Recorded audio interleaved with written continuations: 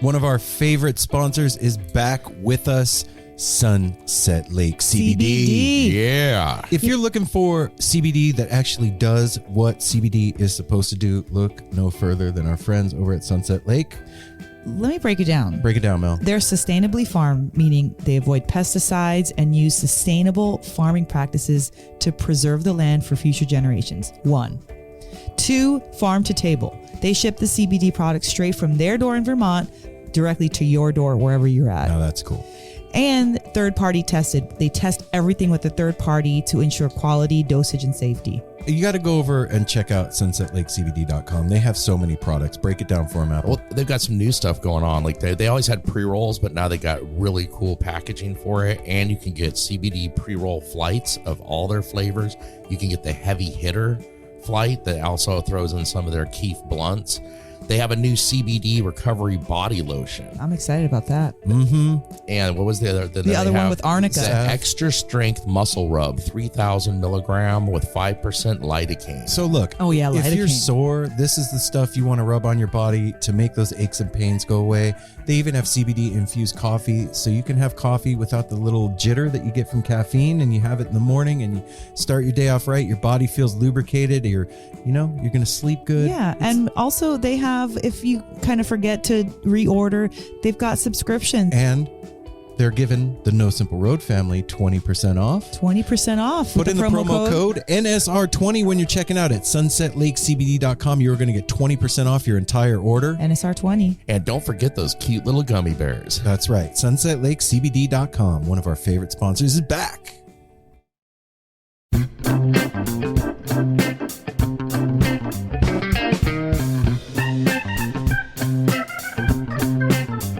If you're listening to this episode of No Simple Road, I'm going to guess that you are a fan of live music and probably the Grateful Dead. And probably art. Yeah, that. And probably cool clothes. Those True. things, stickers, Yeah. tote bags, hoodies, All that fun Merch. stuff. check it out. Go to shoptourbus.com. You are going to find Grateful Dead inspired merchandise that is Grateful Dead songs told in picture form. Yeah, you haven't seen that everywhere, have you? Nope, sure haven't, because that's Shop Tour Bus's thing. And when you order from them, they're going to give you free shipping. You put in the promo code No Simple Road, all one word, and they are going to ship a hand-designed, one-of-a-kind box with your shirt inside of it, all kinds of extras. For free. That's right. And some of you are going to get a Grateful Dead cassette Bootleg. in your box. It's called a miracle, folks. It's a miracle that tapes still exist. Just that by itself is That's a miracle. true. Just saying. So you can find a tape player. Mm-hmm. Go to shoptourbus.com. Check out all the stuff they have. And if you're not down to get a shirt or a hoodie, get yourself a sticker. I just went through my stickers, and I have some really cool Shop Yeah, Tour they Bus have a ones. sticker pack with some designs. Yeah, So they sure do. So go to shoptourbus.com or at shoptourbus on Instagram. Put in the promo code No Simple Road. Get yourself free shipping. Everybody listening out there, one of our proud sponsors is Fin and Wheel. Spin and wheel. Pin and wheel. Fin and Wheel were born from a love of surfing, cycling, and the outdoors. They're out of the Pacific Northwest, up where we are here. Woot woot. And these are very beautiful, like clean. These look like pieces that would like you'd buy from an art gallery. Yeah, like or a something. fine art dealer that was a deadhead surfer cyclist dude. Yeah, and they've got 6 prints to choose from right now, and these are no joke. These are on 100-pound cover stock, premium quality FSC certified paper for all you poster geeks out there like me.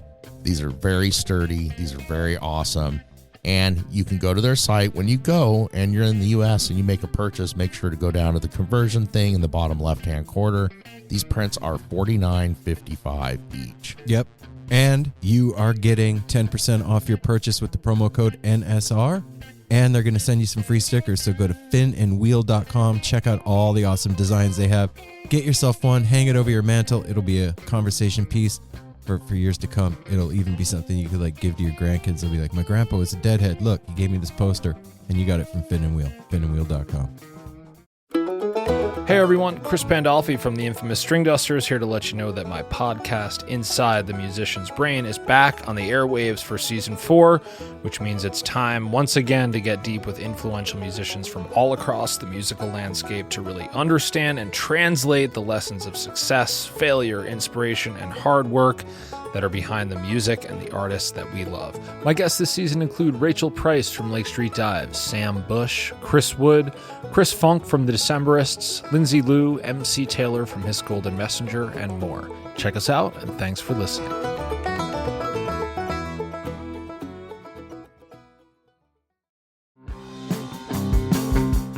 We're so excited to tell you a bit about today's sponsor, Music Masters Collective. They are a nonprofit organization that produces unique music events, providing opportunities for fans and artists to meet and collaborate in an inspired and creative atmosphere. Music Masters Collective events give you the opportunity to learn from world-class musicians like Otil Burbridge, Steve Earle, Richard Thompson, former members of the band, the Milk Carton Kids, Nikki Glaspie, the Fab Four, and Sean Colvin, and so many more. At an event like the Milk Carton Kids Sad Song Summer Camp happening this July, you can expect immersive classes, evenings of entertainment, excellent food, and a space for a lucky group of folks to learn, co-write, workshop, and perform with like-minded peers, all with the guidance of Kenneth Pattengale, Joey Ryan, and some of their favorite songwriters. This all-inclusive week in the Catskill Mountains of upstate New York is guaranteed to be magical. Scholarships are available and spots are extremely limited, so visit www.sadsongsummercamp.com/simple to learn more. That's www.sadsongsummercamp.com/simple. Check it out.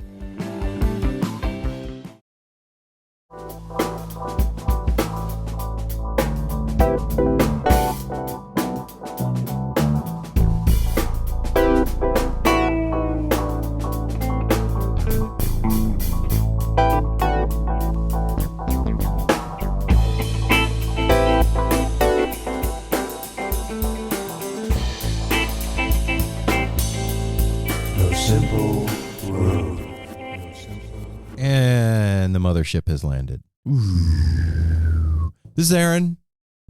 And Mel. And Apple. We're full of energy today. Piss and vinegar. Moxie.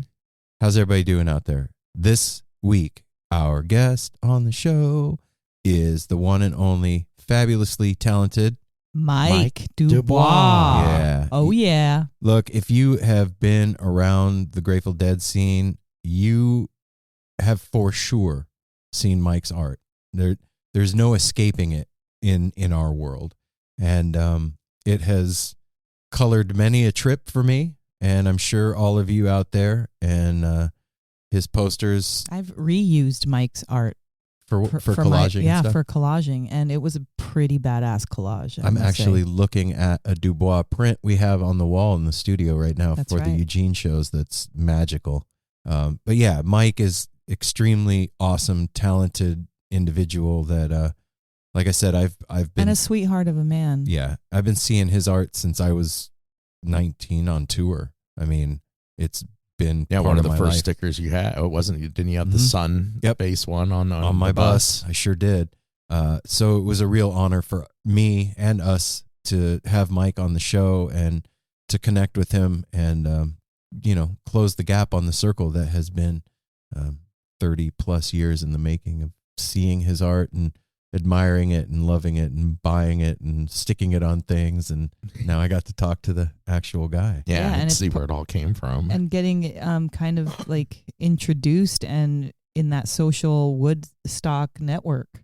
Which stay with us after this intro, after the conversation with Mike. And we'll talk all about it.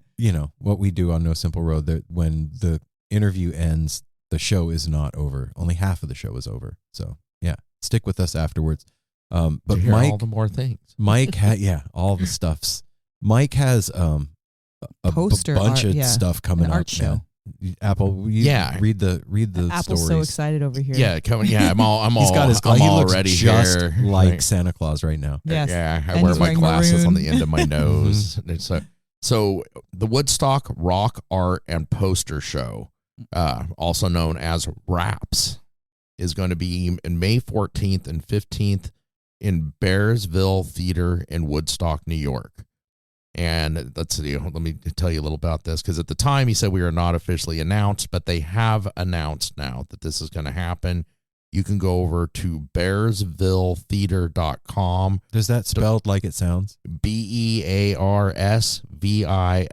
Yes. theater.com. And it has information about, like, if you want to be a vendor or participate more in this.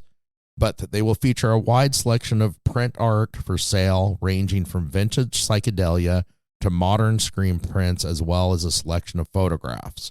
Exhibitors will include artists who have long careers in the field, as well as newcomers who are making a splash in the scene. In addition to an excellent artist lineup, there will be various multimedia productions, talks, screen printing demonstrations, body painting, and seminars on art and posters throughout the day. Man, I wish we lived out there and could go. There's also going to be some music thrown in over the weekend. And I mean, I wish we lived up there too, because I mean, this is no joke. And they are not asking very much for this. It's $25 for a weekend pass. Seriously? Yeah, $25 for a weekend pass. $10 to see the Stella Blues Band. I mean, they're not asking a lot to go out and support all these artists and just have an amazing time. Solomon is playing Saturday, May 14th for $25. You know what the most amazing part of everything that just happened is? What? That you pronounce Solomon right. Yeah. I'm flabbergasted right now. Better at things, you know? So Woodstick, New York is, okay, that was just a funny because so yeah, you could go check this out. Those are the places you can do it. You can at Mike Dubois on Instagram, and you can find out all the information you need to know about this. All right. And that's just the poster show. There's other stuff going on, right? Concerts, like you just said. But there was other stuff. There was something else that he just had new blotter art that he just did. Oh yeah, yes. Oh, I forgot about that one. Come on, man! You threw me there. Together, brother. He just dropped dropping on April 19th, which is going to be in a couple days. No, that was 2 days ago. Yeah. Yes, that was 2 days ago. Oh, when this comes out, okay, 2 days ago. This time travel thing, it's hard to keep up with. At shakedowngallery.com, there is some blotter art signed by Mike that's being released, and it's super cool. It's the sun, all that iconic sun design that he did back in the day is on this blotter art, and it's dope. I would love to have one of those signed by him. Yeah. So shakedowngallery.com is where they can go to find that stuff? Yeah. Okay. Shakedowngallery.com and get yourself some blotter art. Yeah. And if you are able, I would highly suggest going to that Woodstock art show. It's going to be something else. And, you know, it's not just the vintage stuff. It's new up and coming artists too. And look, man, I see those poster lines at shows. I've stood in those poster lines at shows. I'm one of those people. We'll be standing in them again. Yeah. As things are going on. Exactly. And having it all in one place like that is super cool. Yeah, it is. Being able to go and just like see all your favorite stuff in one gallery and like mingle with people that are in new the same favorite thing. Stuff that you don't even know about yet. Yeah, totally. So yeah, we're going to get you to the interview. We're going to do our business real quick. And then afterwards, after the conversation with Mike, Join us. Hang out with us. So follow No Simple Road on all the social media platforms at No Simple Road. Hey, if you're fast forwarding, stop. I have a public service announcement. There is another, on Instagram, there's another page that's impersonating No Simple Road. And what you need to do is if you get a follow request from them, take a look at how many followers they have and how many posts they have. If it's not 9,000 something followers and whatever thousands of posts, that is not us. Well, it's easy to see that theirs is No Simple Road podcast. No, that's not right. I was wrong about that. You were wrong? Yeah, I was wrong about that. Theirs is No Simple Road _ Oh. And people aren't catching it, and they're hitting up people and asking them for follow requests and then asking them for information. That is not us, y'all. So just a heads up. So follow No Simple Road at No Simple Road on Instagram and Twitter and Facebook. And you can go to www.nosimpleroad.com. look at our schedule of events, see where we're going to be, come hang out with us. You have an open invitation to come put on your dancing shoes with the No Simple Road crew. Yeah. If we are going to be in your town or in our town and you are there too, that's your invitation. Let's come hang out. boogie down. Let's do it. And you can also get all the merch over there for all those merch people like me. And, well, all of us. And we all love merch. You can also sign up for a tarot reading with Mel and I. You will get a 1-hour tarot reading with the Grateful Dead tarot deck. And afterwards, you will get a set list of the songs that were the cards that you pulled. You will get a breakdown and an audio recording of your reading. And I want to say thank you to Clayton for signing up and doing his reading last week. That was super fun.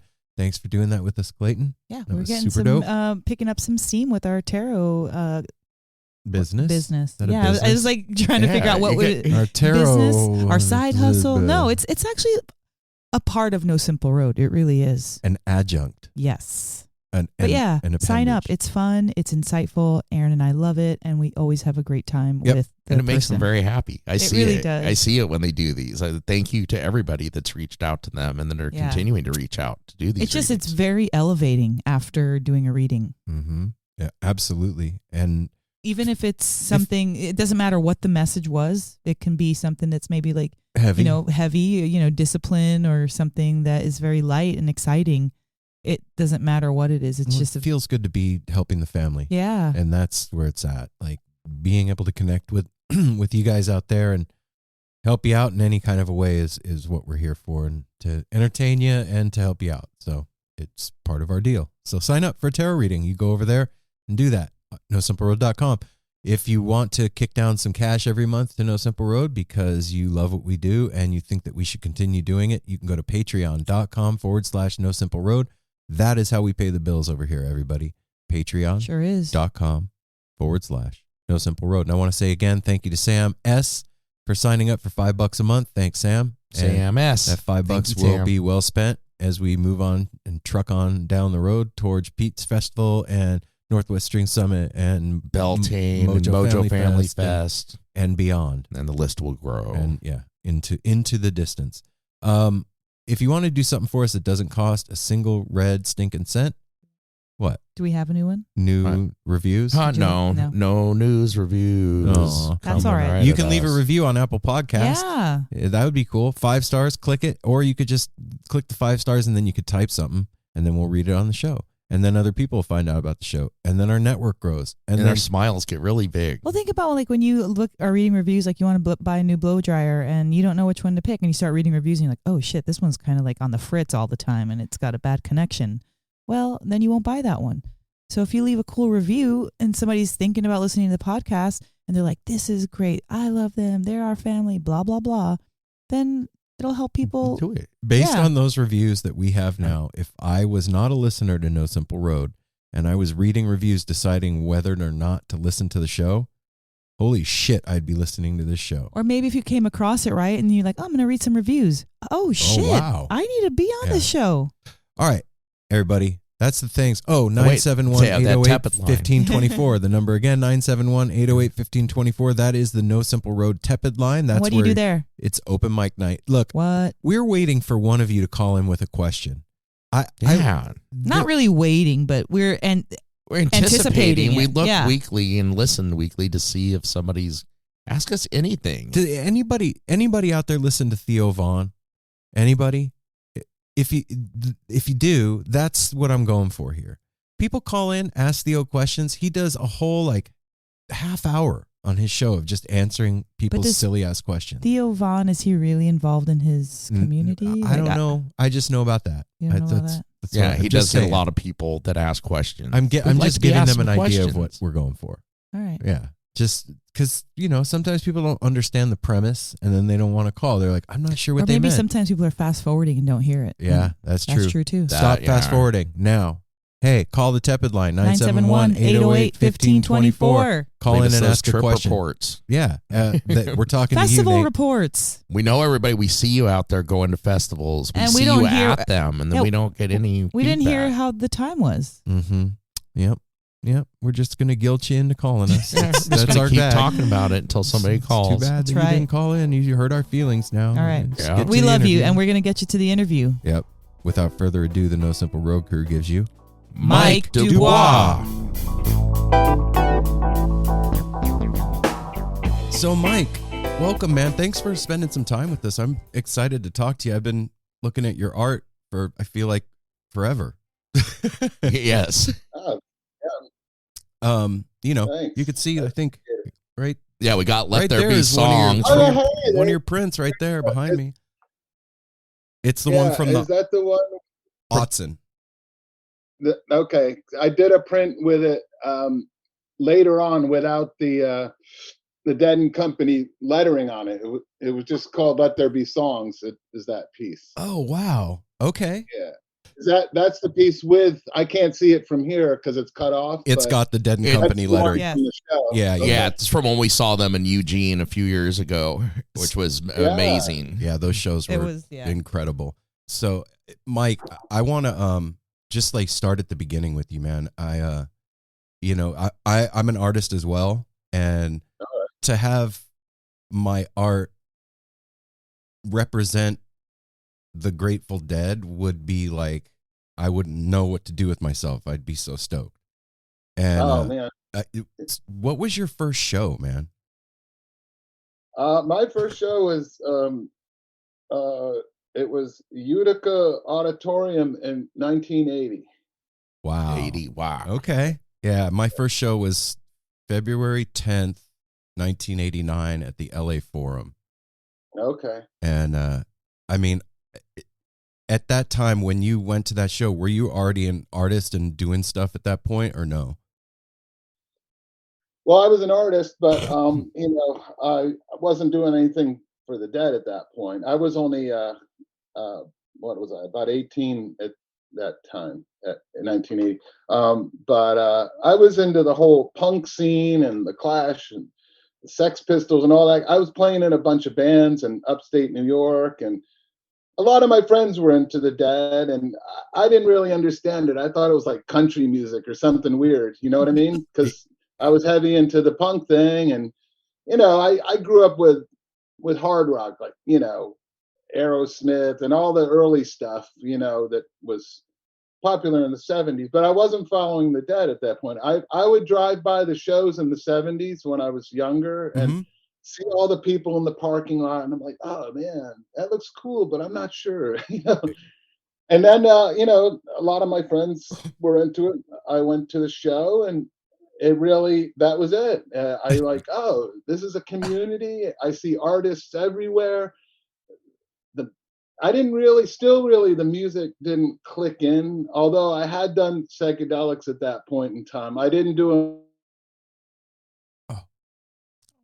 Oh, we had a freeze.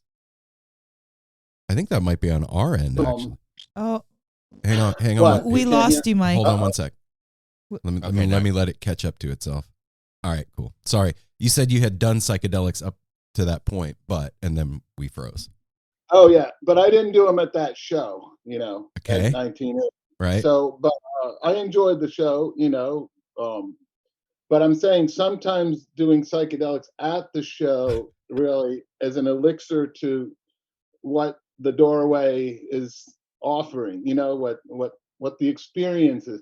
Although not to say that you can't experience it without psychedelics, but Right. at that point, that was my first Dead show, and I was just like, but from then on, a lot of people were trading tapes, and after that show, I started, because my artwork was already in that vein. Even though I was like into the punk and pop movement, people would always say, "Oh, your artwork looks like it belongs at the Grateful Dead." This is like in junior high and high school. Oh, you know what I wow. mean? Okay.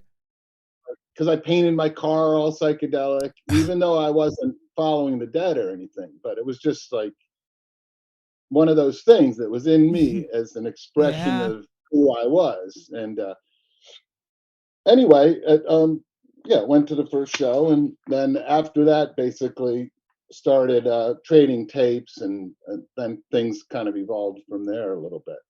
You literally just told my story. And Really? mine, Yeah. and mine, and so many others. Yeah.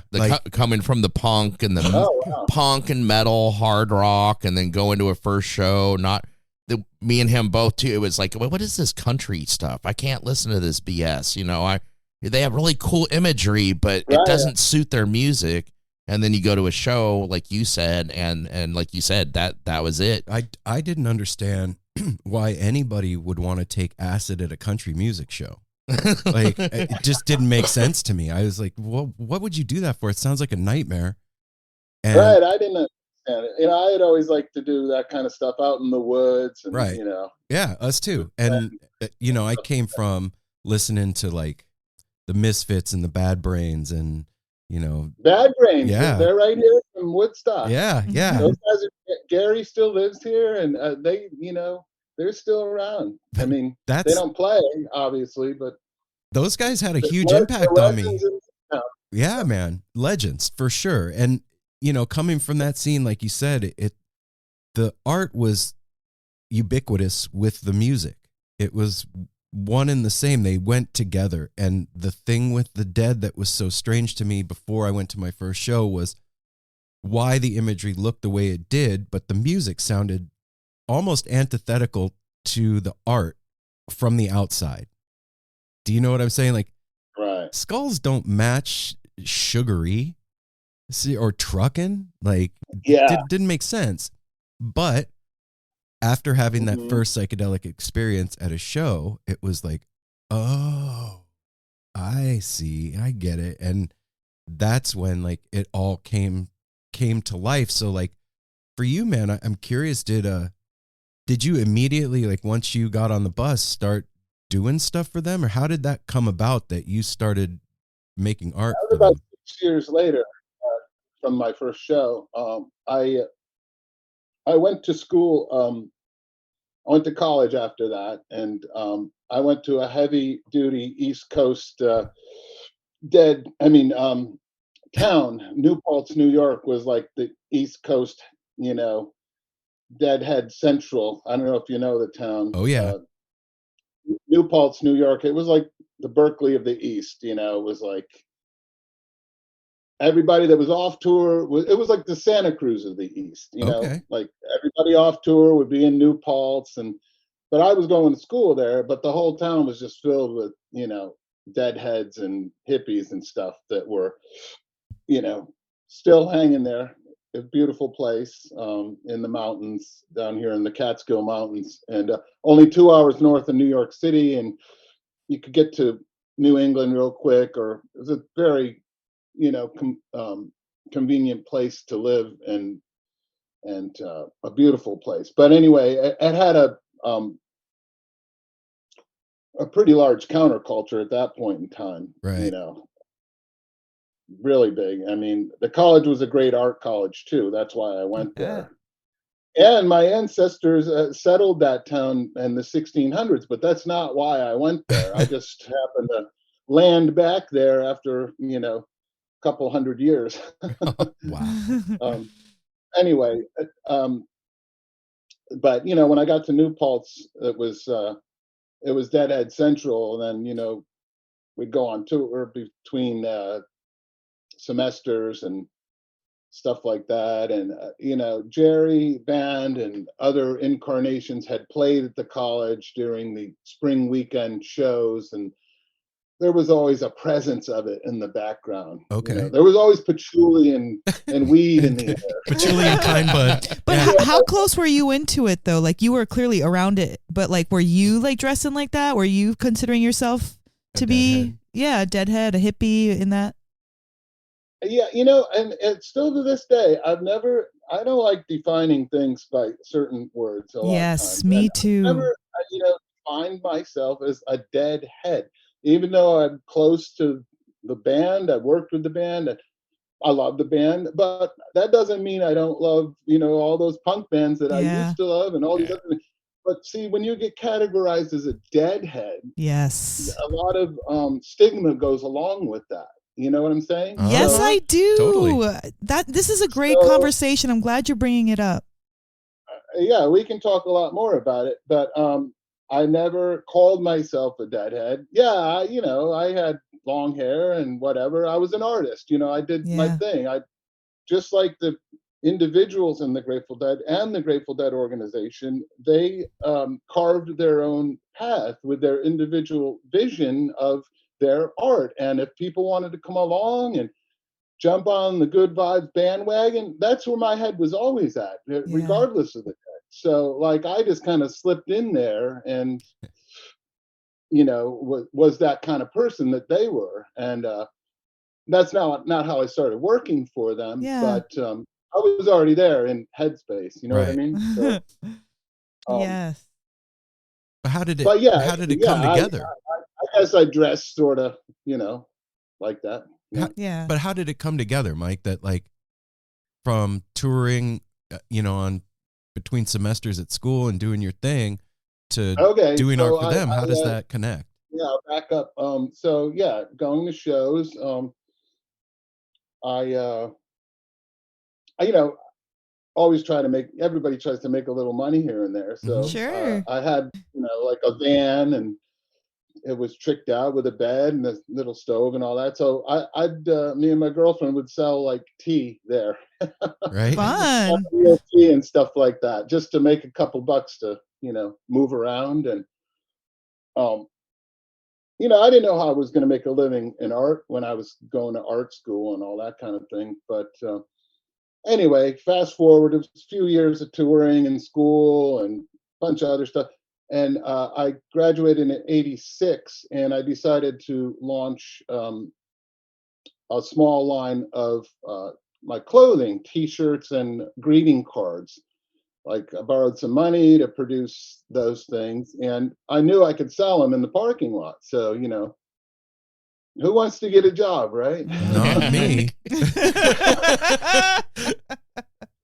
So I was actually surprised. I rolled in with, you know, a couple of bags of shirts. I don't know if you ever saw my first design that was out there, 1986. It's a big orange sun face, a smiling sun. It's been around for 1,000 years. I had that sticker on my bus. Okay. Yeah. Yeah. So that was my first design, and I busted that out, and I took it to, I think, Philly was the first place I sold it. And, you know, I sold them out within an hour or two. I'm like, oh man, I got like $1,000. This is awesome. You know, selling some shirts in the parking lot. And that was that's not a little amount of money back then either. That was like, you were fucking killing it. I was 23 years old, and I made $1,000 in the parking lot. I was like, this is all right. I get to go see music, hang out with my friends, do my art, you know, sell some shirts. So then I launched like 4 or 5 more designs that year, and just kept going on tour. And in between, I'd go like to college campuses or somewhere there was a small show, and I just kept doing that and built it up. And you know, over time, I started doing, you know, trade shows, and to reach a wider audience where I could wholesale to stores and stuff. That's jumping ahead a little bit, but you know, I built my line of clothing and stickers and you know, art prints and things like that early on. So I mean, I'm still kind of doing this in the same vein of, you know, of that road. I'm still on that road, but you know, it's evolved a lot. You know? So I mean, it's pretty dope what you've done. I started working for the Dead in 1986, though. That's when I did my first design for them. So there was a company in New Paltz where I lived called Not Fade Away. I don't know if you heard of them, Not Fade Away Graphics. Oh, yeah. And, they were one of the early ones to have a Grateful Dead license. And, you know, they knew my artwork, and I submitted some art through them, and got it approved, and had my first design on the '86 tour. So wow, man, so that sun design that you did, if you look at the logo of our show, I designed the logo of our show. Rick Griffin's stuff is what yours is derived from, right? And also you know, like yeah, man. And now that you said it, I had the Sagittarius sticker that you did, because you do a oh yeah, that one was I know that was Jerry Jasper did that. Oh, it wasn't okay, all right. Yeah. Yeah, But- I did the first sun face. He did another sun, and then he did some the astrological signs. Yeah, man. But we were both out there early in the parking lot. You know. So going back to that time, there was the Grateful Dead created their own aesthetic. There was nothing quite like the artwork that surrounded the Grateful Dead. It was its own little contained universe, and it was very particular to them and noticeable. You could see a design. It didn't have to say Grateful Dead, but you knew that it was associated. And Oh yeah. and that aesthetic didn't change for a very long time. And pretty much everything was derivative from everything else within the scene. It was like its own ecosystem that kept, like the Ouroboros, you know what I mean? And Right. Yeah. but now I would say since Fare Thee Well, we've seen the art and style of the Grateful Dead culture morph and change into something else. Now, the stuff that you and I would recognize as Grateful Dead iterated is still around, but I can tell you all the reasons for what you're saying, but go ahead. Yeah, no, I'm just curious what your take on it is and how you feel about it, because I have my own feelings. And we've talked to some of those artists that have made some of that stuff, but I'm curious what your take is, why it happened, and how you feel about it. Well, first of all, I know most of the artists that worked from 86 on, and most of the ones that are doing stuff now. Mhm. And, you know, someone can speak up if I'm wrong. I'm not sure, but I think I'm the last one that bridges the gap between then and now. I think I might be the last of the old school Dead artists that's still doing work for Dead and Company. Right. Yeah. Not to say that some don't do some for Phil and Friends or Bobby, but I'm trying to think of who might have been around back then that still does it. But maybe someone will speak up. But anyway, the aesthetic changed because Grateful Dead Productions dissolved at a certain point in time after around the time of Fare Thee Well, maybe before that, but and then Live Nation took over in terms of all their marketing and merchandise production, art direction, and things like that. So, needless to say, there's your reason without getting into I got you. Details. Yeah, But lot they've changed. mostly let me do what I want for the most part. And I try to bridge it with the past. If you look at, you can go on my website or other places and see my older stuff, and then see what I do for Dead and Company or Bobby now or Phil and Friends. Mhm. And I keep it in the same genre vein. Well, yeah, it's you. I can see, when I see your art, I know it's you before I see the signature. You have a very distinct style, and I mean, your calendars have been in my cubicle at work forever, and I love your one of- calendars. They're so amazing. One of my favorite too. Well, we have both of them in my room. On the mantle on my fireplace is, and I was going to ask you on that, the gnome grown. I have the I have the gnome grown tapestry hanging. When did you do that? That wasn't a Grateful Dead piece. But No. See, I do out of my own art, which crosses, the same kind of thing. Same vein. I love that. I've had that for years, and every time I look at it, especially after having psychedelics, coming home from a show or something, I see something new in it every time. It changes. And then we also we have the mushroom one too. Yeah. That's in our basement. Yeah, that's hanging in my room. I Those, love those it. are just amazing pieces. In the mushroom forest where they're all in there. Oh, doing yeah. that? Yeah. Okay. So, Yeah. even maybe not just the licensed stuff that's coming out now, but also, I mean, part of the awesome thing about being in this community is the artist community that is supported by this. You know what I mean? That support themselves by this thing. And the lot scene with the advent of the internet, and really this is, again, post Fare Thee Well, the lot scene has gone digital. There's a digital lot now where it doesn't have to just be in a parking lot. You're seeing all this stuff 24/7. You go to Instagram and follow these pages that these young guys are putting stuff out left and right. And what I see, I think one of the artists that is really, what's the word I'm looking for? Influential is the word. Really influential in the changing of things is Jeremy Dean.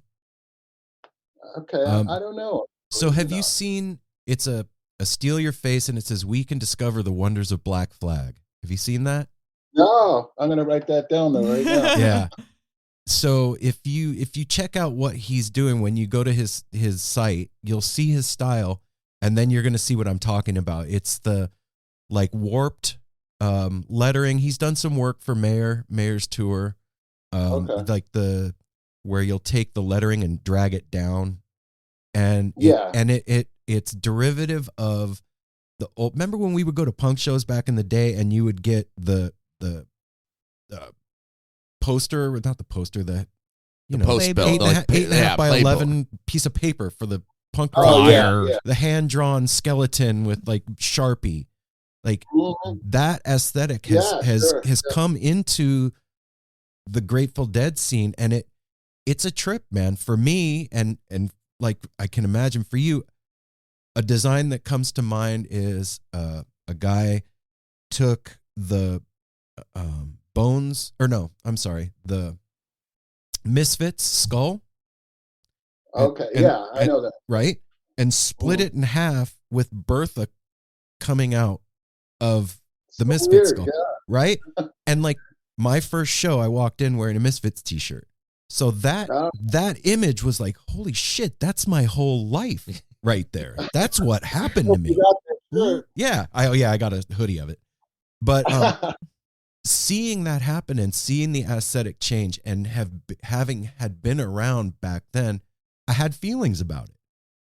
I at first I was like, you can't do that. Are you being one of those staunchy? I really was. I was like, you can't fucking. Well, we've seen all kinds of crazy things, like all the people that put like sports teams in the Steely. Right. Like that's so common. That was always weird to me, but I got like they're saying, okay, I like the Buffalo Bills and the Grateful Dead or whatever. Right. But right. That was always so odd to me. But I realize now, like, it's really beautiful, man. It because it's alive. The thing, yeah, man, the thing is still alive and it's changing, and there's young cats that are getting into the scene and they're bringing their influences with them and doing what you did and what I did back in the day and creating our own art. And it's dope what they're doing. And,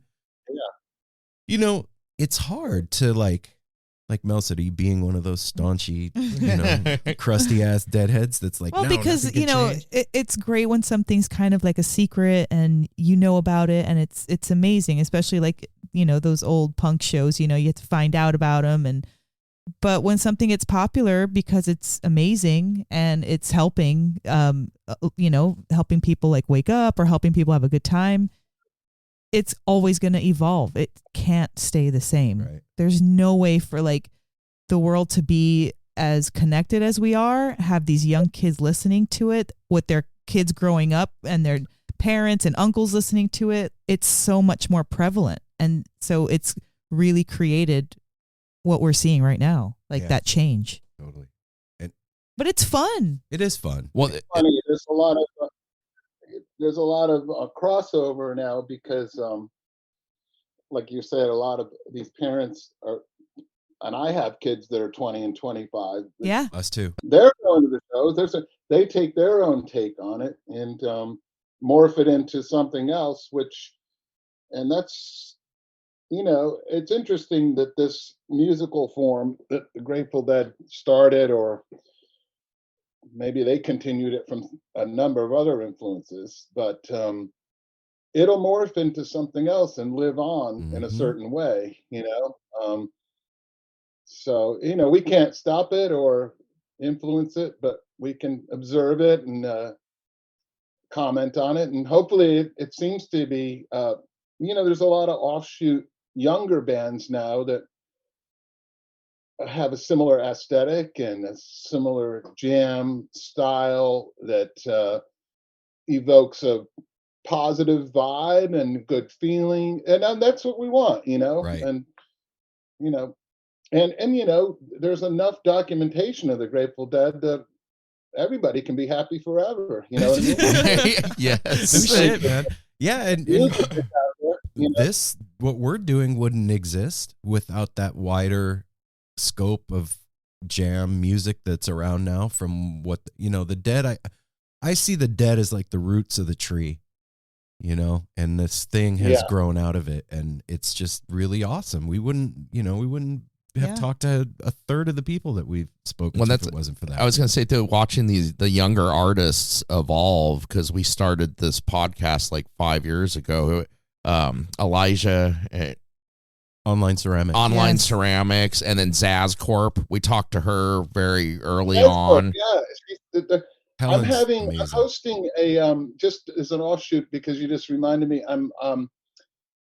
I conceived of and am hosting a poster expo here in Woodstock, May 14th and 15th. Zaz Corp is coming, and a whole bunch of younger artists as well as older traditional artists that were involved with the Grateful Dead, as well as other bands. And it's a real cross-pollination countercultural festival. It's called Woodstock Rock Art and Poster Show, WARPS, and it's the first year doing it. I'm in the middle of organizing it now, and I got a good roster of artists. I don't want to name people right now because we haven't sent out any press releases yet. All I did is make a first Instagram and Facebook post about it like earlier this week. So this is all new, but it's been in the process for a while. The point being is a lot of these younger artists and old time artists like me, and even older artists like David Byrd are going to be there. David Byrd was a Fillmore artist for many years. He's like, getting up there now, but he's going to come all the way out from LA, and we got like, hopefully, I don't want to name a lot of people, but there's going to be painted school buses and all kinds of crazy things. Wow. Oh, man. Hey, What was wait, the- hang on, Mike. If you could do me a favor and make yourself a note or whatever, when you do put out a press release and you have like an image that I can share, will you send me I have that? one now. Will you send me that so that I can like I'll help make you a note. promote on our Instagram? Yeah, you have the image on your You have Instagram. an email on your Yeah, it's just nosimpleroad@gmail.com. okay. And I think that's your most recent post on the Instagram, is that you designed the poster for this upcoming. I saw that recently. Well, it's just the logo now. I Their will do logo, a poster. I haven't done one yet, but yeah, you can see it there. I'm kind of He wants to go. No, I do want to go, but I'm hesitant to ask you this question because I feel like this might be asking a musician what their favorite song is that they've written, which I won't do. Yeah.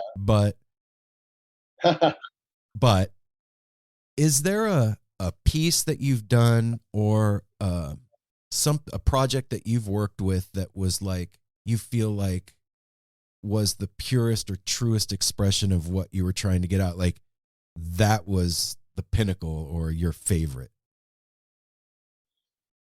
I have to say no. I mean, I've done a lot of projects that are all in the similar.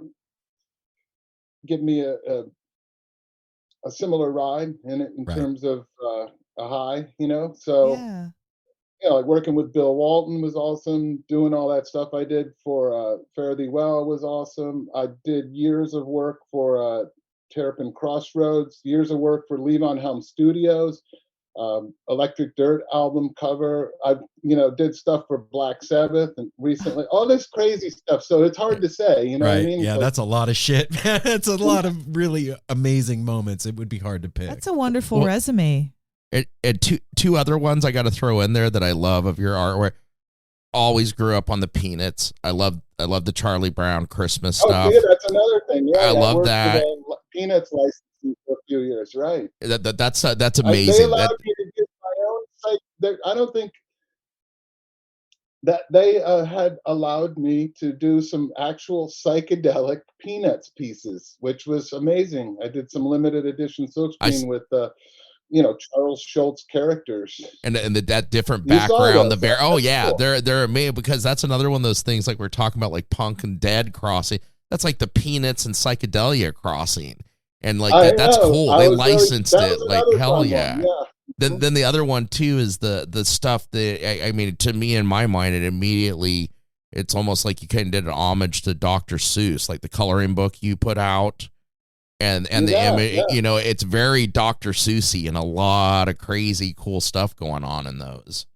Yeah, those are my drawings, and they are also some of them are from the Dead or posters I've done that I just switched up and took the line art from and reduced them down. Oh, yeah, I'll send you. Tell me your address. I'll send you guys all the package of some cool things. Shit! Hell yeah! I'll tell you yeah, what, we're man. a lover of your work. Before we like to do trades. Yeah, I was gonna say when we're done, I'll give you my address and you give me yours, and I'll send you some stuff too. All right, we'll make a trade. Yeah, man. It's a funny thing, Mike, because art is so important. Globally, period, art is important, but in this musical community that we're part of, it's so important because, like I said before, it's ubiquitous. They go together, and it's without the art, the music would be missing something to me, and I know a lot of other people feel that way too. And to have made a career out of doing that is, to me, extraordinary, because I understand from an artist perspective what that means. You know what I'm saying? Like, that's heavy, man. That, like, just to get spiritual or woo about it for a second, like this current that we stepped into all these years ago took you in and like made you a part. You made yourself a part of it, and it facilitated you putting food on your table and raising your kids and paying for a fucking house, and like that to me is like everything. And it's like, it's a combination of things. It's a combination of your self-determination, your talent, your opportunities that are presented to you that you recognize. You have to recognize doors that are open. And one thing I've learned as I gotten older, you can't step through every door, because you have to learn to say no sometimes, which is a problem for me over the years. That and we only have a limited amount of time, so it's easy when you're an artist. Oh yeah, I'll do that, and then you're wasting time or it's something. Anyway, being selective in your opportunities that you take is important for me. And then I believe in, I don't follow specific religion, but I know there's other dimensions that help us and that dictate things. Yeah. Personally, that's my opinion.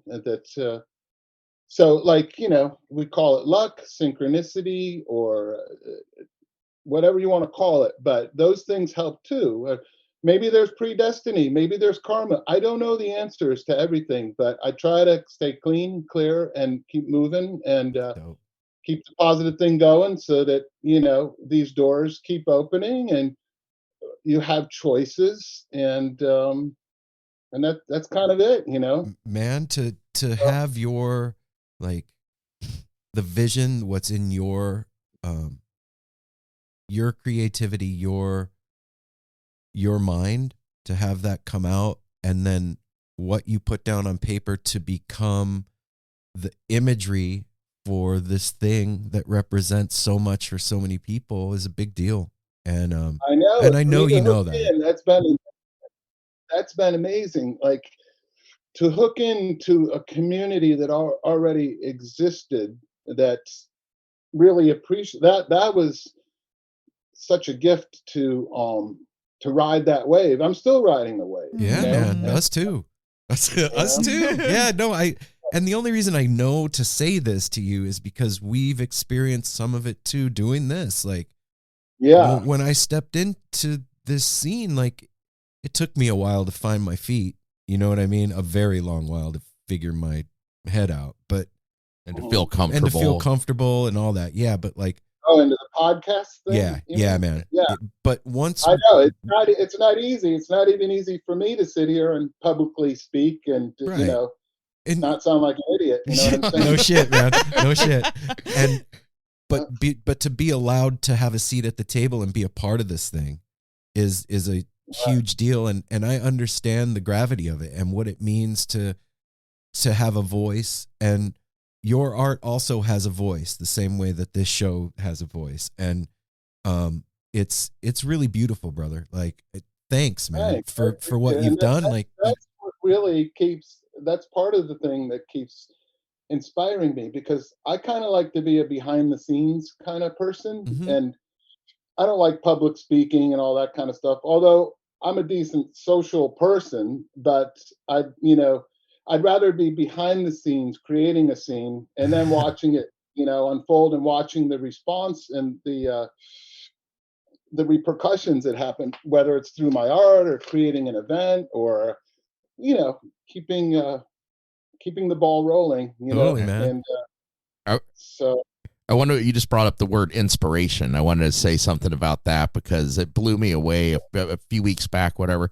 You posted on your Instagram a picture of your studio on your property up there. And I showed Aaron. Oh, yeah, I was like, dude, talk about like the dopest studio.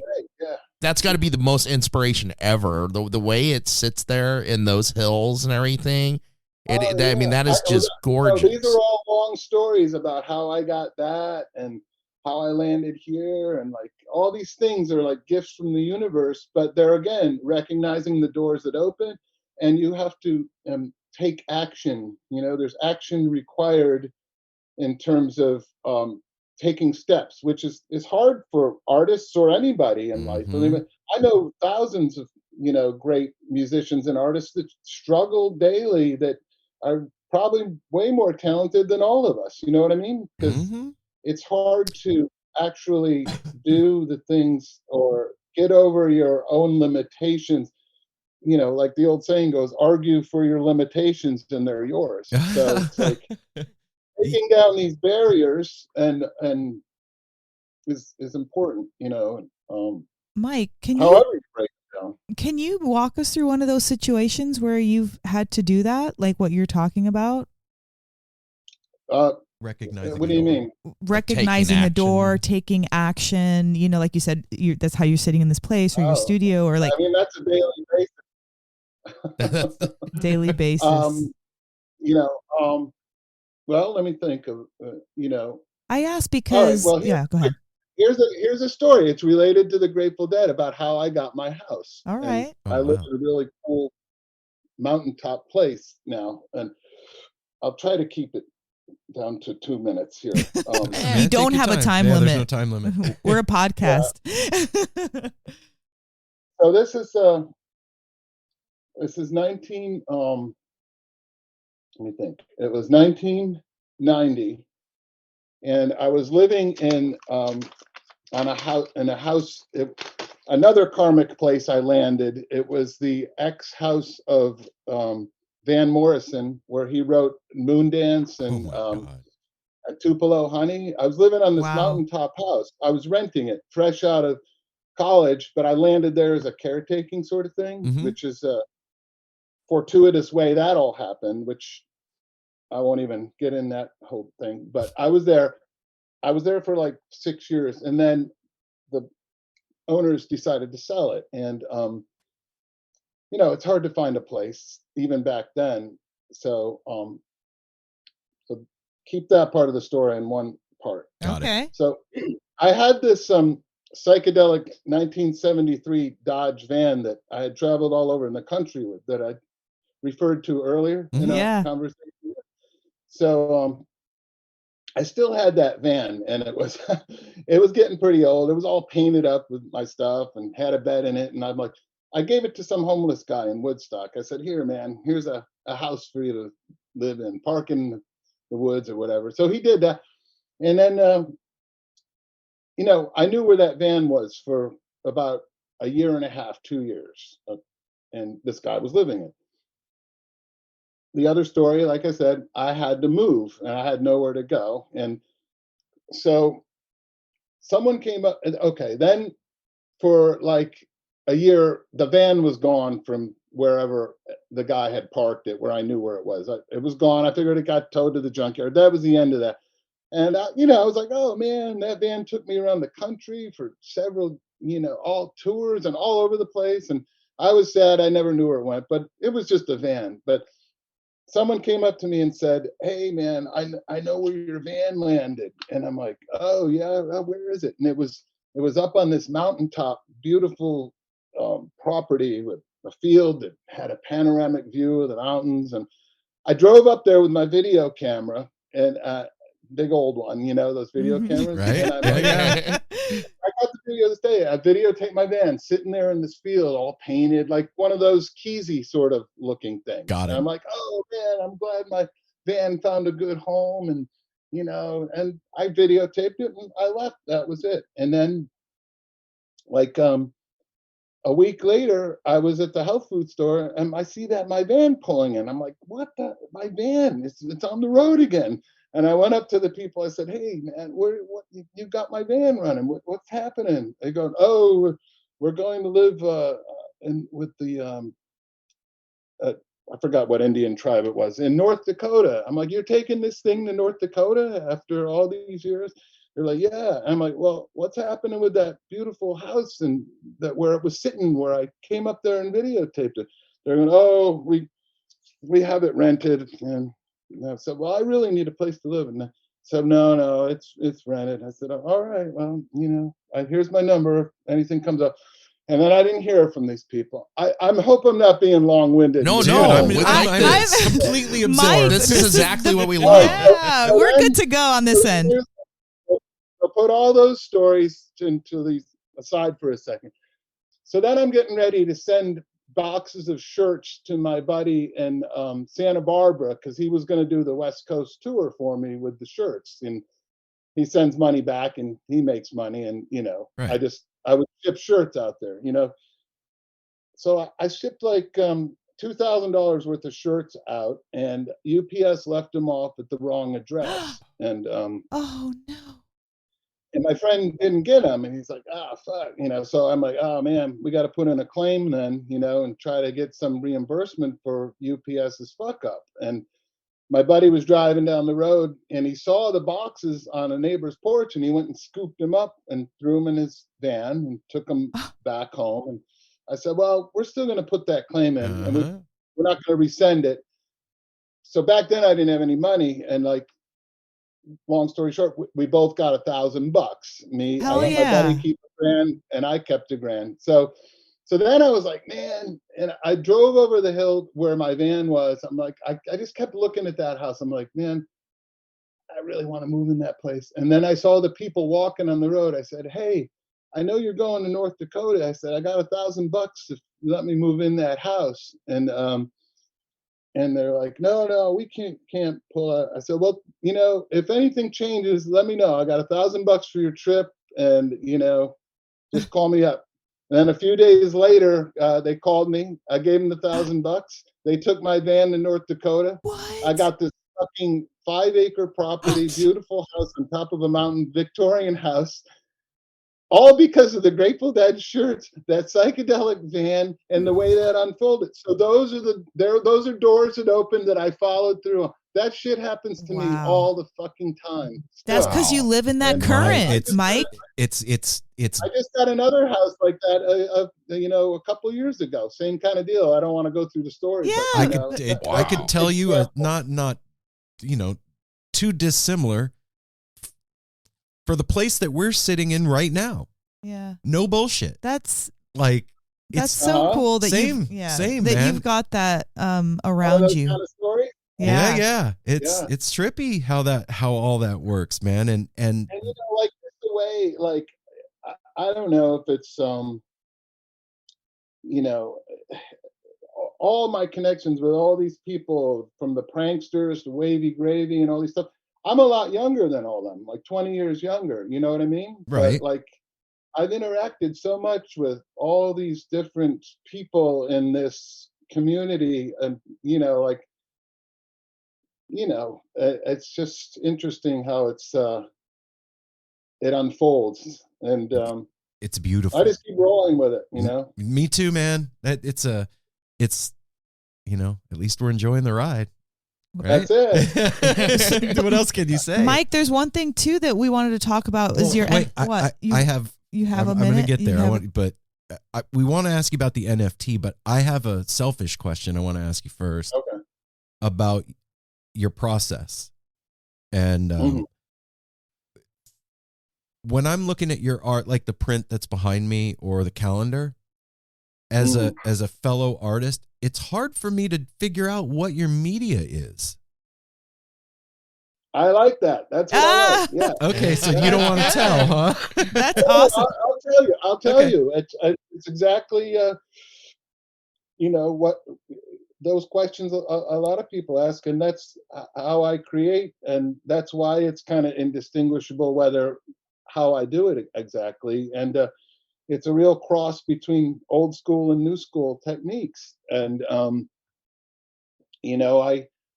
I still do oil painting, and I also use like a Wacom tablet on the computer to draw and create things. Okay. So a lot of times, like what you're looking at there in back of you is a combination of hand-drawn line art that's scanned into the computer and then colorized. That's a hand silkscreened printed 9 colors. So wow.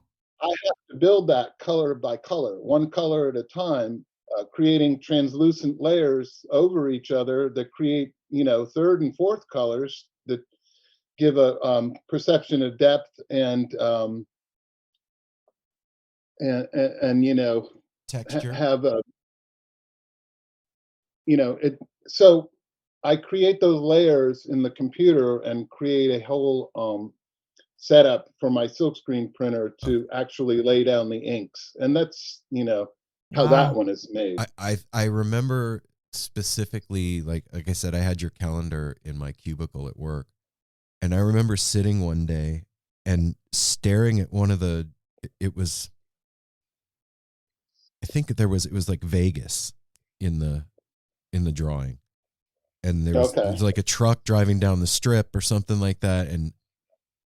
Yeah. And I'm just like, okay, this looks like it might be done with a brush, but there's pen in here. And I was just baffled by how you did. And I'm like, man, it's so unique. And so I'm stoked to talk to you. I grew up before digital technology and grew up drawing and painting. So I have a lot of experience with that, obviously. Okay. And and I actually like the look of that. It's awesome, and I think that's what defines you. Honestly, that's how I know. But incorporating it into the digital world, where I can manipulate things, change colors, and stretch and move things around, but still retain the hand-drawn quality of it. Yeah, it gives you a little more adaptability and freedom.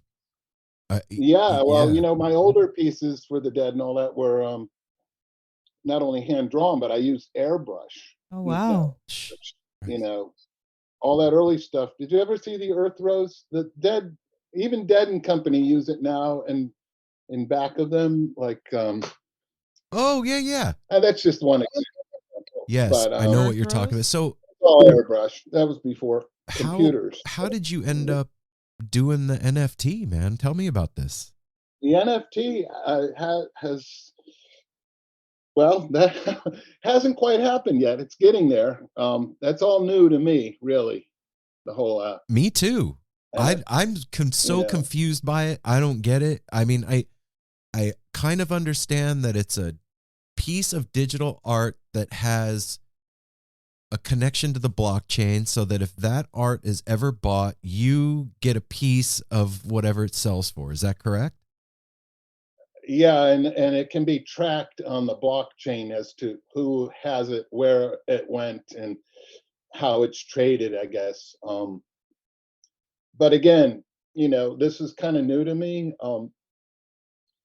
Musicart.io is the one producing these NFTs for me, and Oh. I don't think they've released them yet. No, I don't think so It's either. coming up supposedly. So what exactly do you know? Are they taking your existing art and creating digital copies that are going to then be NFTs, or are you creating unique original art? Well, that's what I started with for the first 5 I gave them. Yeah. Okay. If this turned out to be something I wanted to do, then I could easily manipulate things into new pieces or just create brand new pieces. I guess we'll see how it all goes. Are you? Yeah, I mean, I'm not like going nuts, trying to figure it out. I left it all up to them, and we'll see what happens. Do you know? Do you know when that's gonna be available or any of that? Like, well, it was supposed to be, but I don't know if you checked them out, musicart.io. I think they're still trying to sort out a bunch of details about when and how to launch it. It keeps getting pushed up. I don't know the answer to exactly when. Okay. It's a confusing. I don't know. I'm 50. It is. Why not just send you a JPEG and you put it on your screen? Hey, enjoy. Yeah, but I think the allure of the NFT is the same thing as the way I think about it is kind of like a numbered poster, right? Mm. You know that it's one of one for the NFT. There's only one of those, and it's got this serial number and it's tracked, and that is now the only one, and everybody knows it. And I think what's cool about that, man, is that the market, like the people that love the art, are the ones generating the worth of the piece. It's not like some dude. It's us figuring out what it's worth to us as people that love the art. That's kind of cool. Yeah. So yeah, I'm looking at your piece. It's all traded with cryptocurrency, though. I think it is, right? Yeah. So stuff is also confusing when to the me. grid goes down and we're just sitting here in our houses with our prints, like, where's all those poor people? when the EMP hits and there's no computers, but I got paper, man. So wait, exactly. I feel left behind here listening to you two talk. So you don't even really get it's a digital print. You just have it's it not in a your print. Don't think print. Yeah, you have a file image on your computer. Image is that is an image that you are the only one that you're has the owner of that. Yeah, like so. But you can only pull it up on your computer to look at it. Well, there's like digital frames and there's certain there's things that you could that like you ever see that cat? It's like on the computer and it's got a rainbow coming out of its ass. It's called Neon Cat. Yeah, like that thing became an NFT. Somebody owns the original Neon Cat file, and it was like $1 million or some shit. Like, it's ridiculous. Okay, so I don't understand. It's a little bit mind-boggling. Yeah, it is. Well, I mean, we come from the AI. I want a physical print to get a frame for, and yeah, it's okay, man. It's what's the same thing to me as like books nowadays. Like they read audio, or the Audible stuff of the Audible, but I need a book in my hand. I need to feel the weight. I need to turn the pages, or I don't want to read. Apple, you're an analog human. Yeah, I know. It's okay, man. Regardless of how we feel, I feel like there's always going to be a need and desire for a physical print. Yeah, absolutely. I don't think it's going away. No. NFTs may come and go. They may stick around. I don't know. But I feel on the other end, we're always going to want a physical print. Well, and, books will always exist too. Yeah. Well, it's just like, and look at vinyl. look at the LP. The vinyl game is so strong now. Well, I know for sure I am not waiting in the merch line at a show for a thumb drive. Do you know what I'm saying? I'm just not. No. I'd be like, what? Oh. So no, you're not even going to get a thumb drive. All you're going to get is a piece of paper with a number on it to download things. Right. That's Yeah. it. That's all you get. You better keep that Actually, shit on. no, not a piece of paper. You're going to hold your phone up Scanned. and they're gonna scan the face. It's gonna go That's all you ching. get. There you go, man. $8,000. Wow. Thanks. Right. Yeah. Mike, thanks for hanging out with us, brother. This is super fun.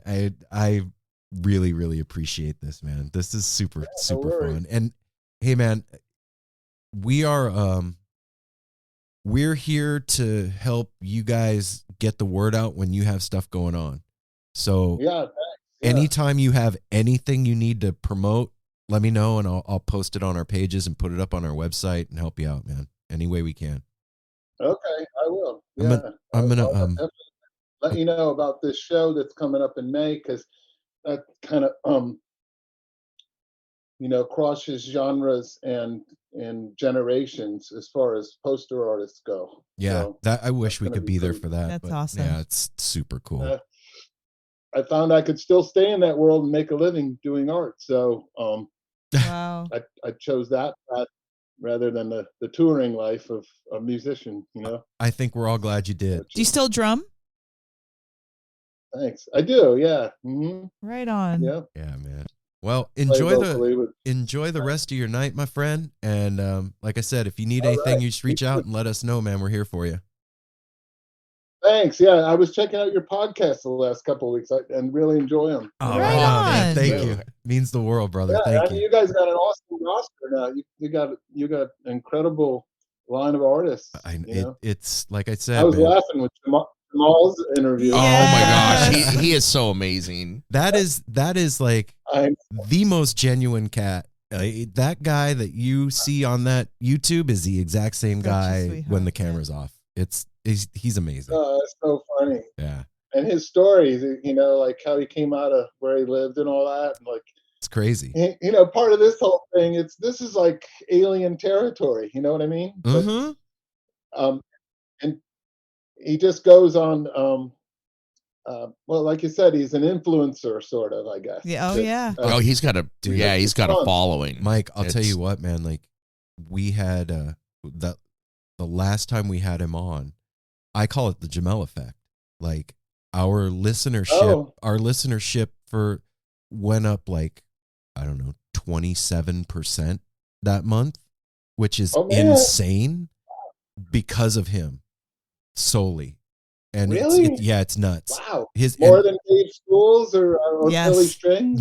Nope, not those. And like I'll post like those names you just mentioned. I'll put those up on our YouTube channel and they get a few hundred views. Jamel, 8,000 views. Wow. It's nuts. Well, it's interesting, I don't know. It's the world we're in, man. And you know what? It's fine. I get it. And I'm just happy to have a spot at the table, like I said, and just doing our thing, man. I'm just happy to I be. think you guys are incredible. It's great. I'm so happy there's a forum where this kind of thing can happen, and you guys are, you must be growing in terms of your listenership. Oh yeah. It was It was diversified a lot. It was tough, man. Like 2019 we were getting ready to bust out and like blow up, and then the pandemic happened, and we had to like circle the wagons and figure out what we were gonna do, man. It was a little sketchy for a minute, but I think we're. Why couldn't it have been just as good though? Everybody was sitting home, and That's what ended up happening. Like when it first happened, I didn't put that together that was what was gonna happen. I didn't know, and I was like, shit, we were doing a live music podcast, and there's no music happening. But then we got schools at home. We got Billy Strings hanging out at his house. We got them at home doing their thing. So, and they were bored and they wanted to talk. Well, and then we ended up recording the pandemic.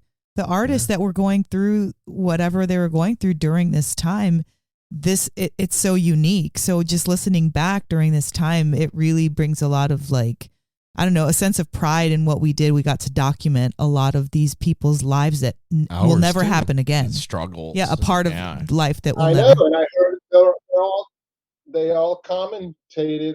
They're all commenting on their lives during the pandemic because so much of their lives depends on touring and everything. Yeah. Like that. Mhm. So Yeah, it's a lot nuts. of reflection and self inspection and writing, and some people didn't know what to do with themselves. Yes.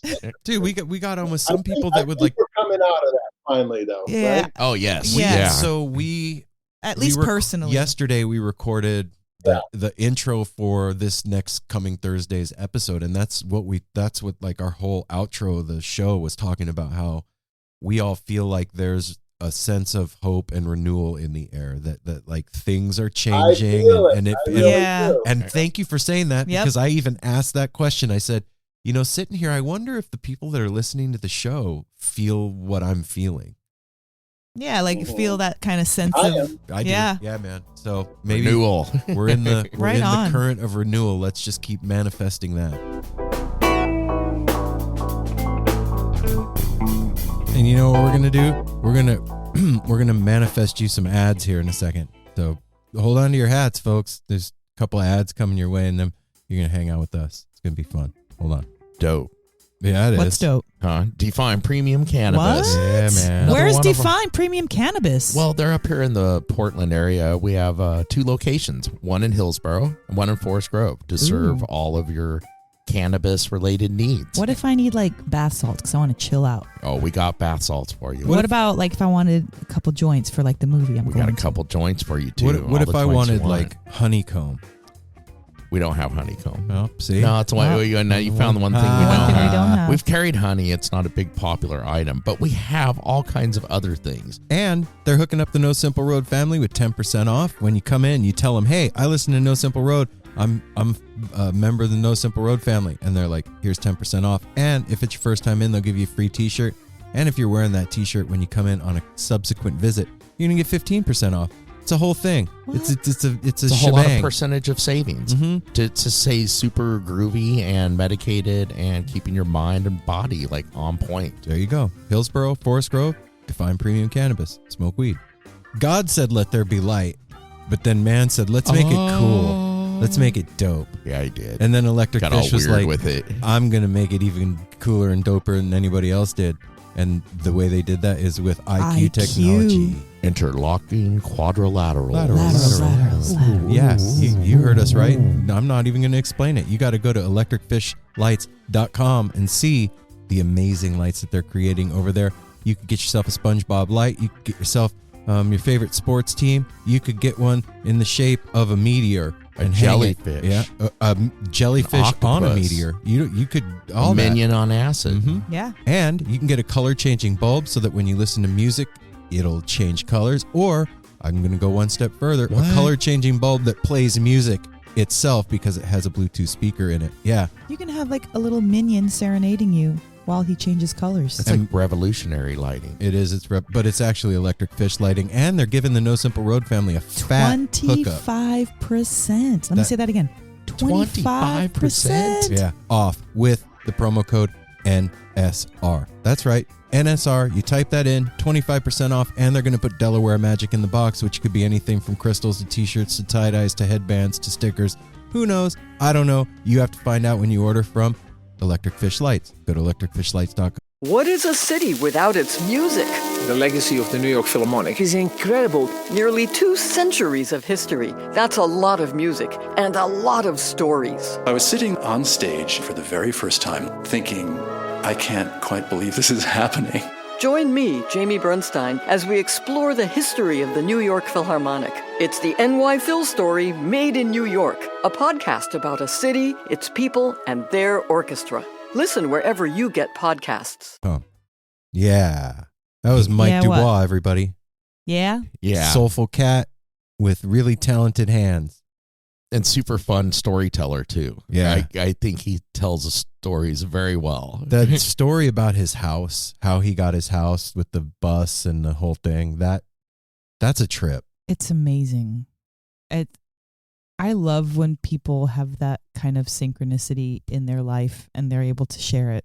I like people like, oh yeah, this stuff happens all the time. But when you get a specific like moment or a specific story of that, it's, I don't know, it does something. It like internally, it makes me like so happy. It makes me feel a lot. It does. Like alive. It's the word I think of is exhilarating. It makes me feel a certain way on the inside.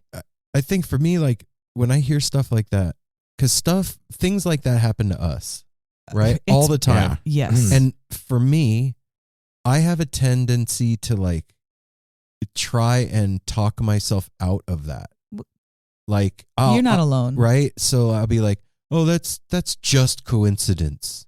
Well, it's kind of like how science kind of like explains things and takes the magic away from things. Scientifically ruin the magic in that childhood. Our mind can do that too, takes away the magic. But make no mistake, there's true magic out there. And even if it's like a person who already knew who you were and somehow or another got connected, the way that things happen when they're divine like that is just, there's nothing else like it. Yeah. And when I hear those stories, it makes me feel bad for ever trying to talk myself out of the magic. Yeah, you just got to go with it. Well, that was my whole like, I don't want to say problem, but like issue, hang up, baggage that I had when I first started going to see the dead was like, I would have these amazing experiences at a show, and then convince yourself, and then could totally convince myself afterwards that like it was just the puddle that I was, that I took, or it was just because I was with those people, or that wasn't real, that didn't happen. And then the curious, mischievous kid that lives in my head would be like, let's do it again. Let's go find out if it happens again. And then so I go again, and it's the same thing would happen. And then, I just know that one thing's undeniable, that there is a lot of magic going on up in the Woodstock area. This has been there's a lot of magic going on. Yeah, I feel like there's something. But in Woodstock, we've been talking about a lot of people. We've become acquainted with a lot of people in the Woodstock area over the last year, a few months now, especially. This is a magic place. I can't wait to go visit back there. The first connection that we made as No Simple Road was with Kevin Calabro and the CRB universe and Marco Benevento. That was our first like Woodstock connection. And then we met Medeski, Mike Dubois. The Grateful Dead Tarot. I was just going to say Grateful Dead Tarot ladies. Well, what's so funny, speaking of all that synchronicity, was when we had Liz and Aaron on from the Grateful Dead Tarot. We were supposed to have talked to Mike before that, and it didn't happen. And we talked to them, and then at the very end of that episode, they were like, who you need to talk to is Mike Dubois, and we're like, we're talking to him. We got it scheduled. Yeah, we rescheduled it, and there's so many stories like that, especially after coming back from Skull and Roses. Oh shit! The Woodstock community was what? I was having a little bit of social anxiety that night on Saturday when we were in the Jay Blakesberg art exhibit, and there was a lady in there that was like, I think her name was Marianne, minding the store basically. And I was having a little bit of anxiety, and you started talking to her, and I just quietly dipped out. Well, we had gone in the night before, didn't we? We got in the night before, and I came back because, speaking of those types of synchronicities, this is exactly a story like that. We go into the exhibit and looking at all these amazing pictures, and she approaches me and was like, hey, can I help you with anything? I was like, oh no. And we just kind of start talking. Well, she starts saying, she's from Woodstock. I'm like, oh, so you must know, and then before I even say it, she was like, oh, Aaron from the Grateful Dead Tarot, she and I. And so that was like a connection. She's like, yeah, we were in the tent earlier with Denise, which was another connection because Denise, I hope I'm getting I think, it's Denise, from Woodstock, as well. And she, Denise is from Brown Eyed Women, which was a performer at Skull and Roses. So these three women knew each other, And somehow or another, we started talking about the Peach Fest and how we were going to be there. And I believe when you found out where we were going to be, they said something about where Jay The lodge where Jay had his thing. Well, this lady, I think her name was Marianne, but I'm sorry if I'm forgetting it. She was like, "Oh, I've been at the Peach every single year. That's where I'm at all the time. I can totally, when you guys get there, I can hook you up. I'll just make sure you let me know. Let's keep in touch." And she gave me her card. And we just, like at that point, I was just kind of freaking out at the magic of Skull and Roses. But the Peach thing was also so fresh because we found out right before we left. Before we left. And I'm like, how the hell are we making a connection for Peach Fest in this, like, that just happened, you know? And like, her and I were talking, like, we could have talked about children. We could have talked about soda.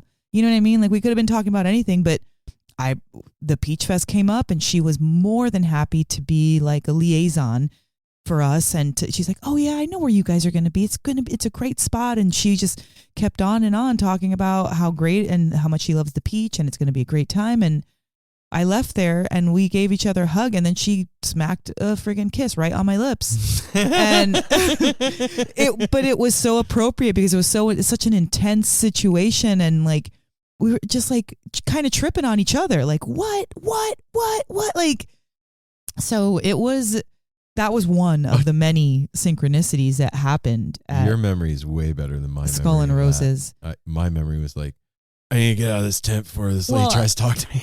I wasn't having social anxiety. I was all in the social realm. I was fucking tripping I was stoked. out. Okay, why were you having because that booth was awesome. The booth was amazing, and she's really sweet, a really nice lady. This had nothing to do with her. Just a believe me, moment. it was, and I wasn't high or anything. I was just having. She also knows Mike Dubois. Having a moment of freak outness for no reason. It happens sometimes, man. It happens to me.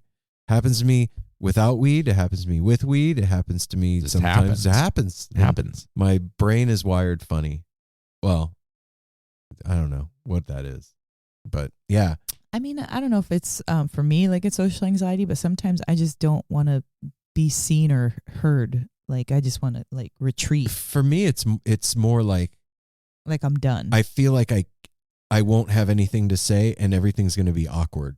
Oh yeah, I don't have that. And you just got to roll with that. I suffer from that. And just go with it. Just head on, blow it. That might be true. And who cares? I'll think that like driving to somebody's house. Ew. Like, what if the conversation stops? That's that forward thinking shit that fucks you up. Yeah, and then it's quiet, and then everybody's going to look at me. And so you're setting yourself up for disappointment already. Yeah, you're not in the present when that's going down. No. So that's when breathing would actually help for social anxiety because it's your mind.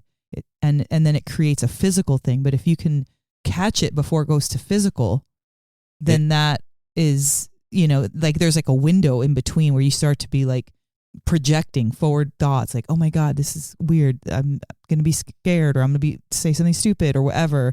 That's when you would take your friggin' breaths. And you know about neuroplasticity, yes. Right? So if for those of you that don't, neuroplasticity is like ingrained habits in your head. And the way that we create new habits is through neuroplasticity by like doing things over and over again.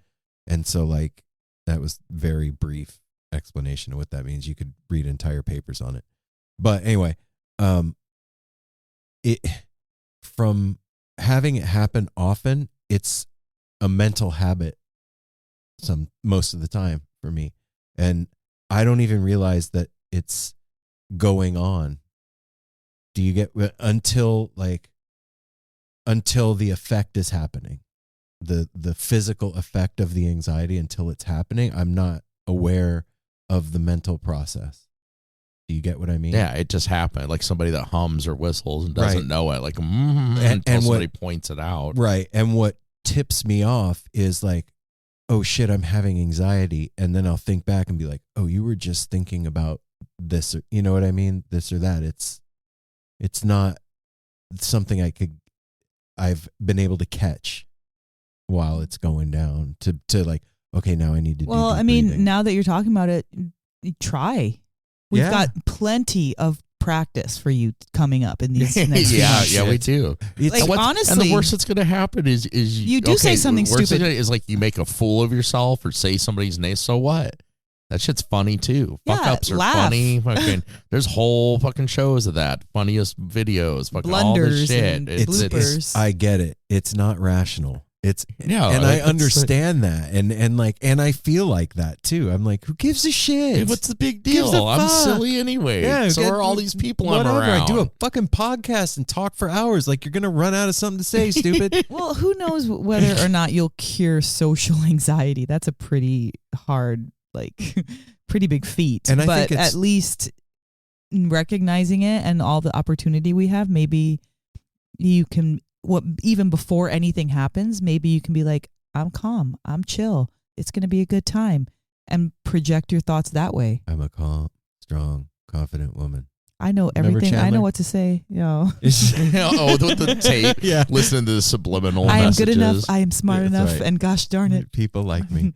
Now, it for somebody that has that happening, I have more than overcompensated with placing myself in completely outrageous social situations. Yeah. Like, oh yeah, you're going to be up in front of however many people at the Peach Festival live. I Yeah, think like social anxiety. for Go. me, my anxiety, like if I get scared or nervous, like Summer Meltdown when we were going to be on stage, and like I won't think about it. It could be like right in my ear or right. But you have to. I won't think about it till it happens immediately. And then Okay, I'm like, okay. but here's the thing, right? We have a show, right, that needs planning. I'm just saying my, To an extent. No, I'm Yeah. just saying because I was having a conversation with a friend earlier and kind of telling her about our schedule, and she was like, "Oh my God, you're giving me anxiety just by telling me all the stuff that you're doing." I kind of like the programming, the neural programming. I have put myself in a position where I won't think about future things unless they're very close at hand. I don't have that luxury because I have to plan for all this shit. Mm-hmm. Yeah, And- but once it's planned, what the fuck you got to keep thinking about it for? You know what I'm saying? Like the plane tickets are bought. They're in our wallet. Right. Why you got to think about it 5 days, 3 days, 7 days? Who cares? We're going on that day. Check it the morning or the night of, and that's the end of the story.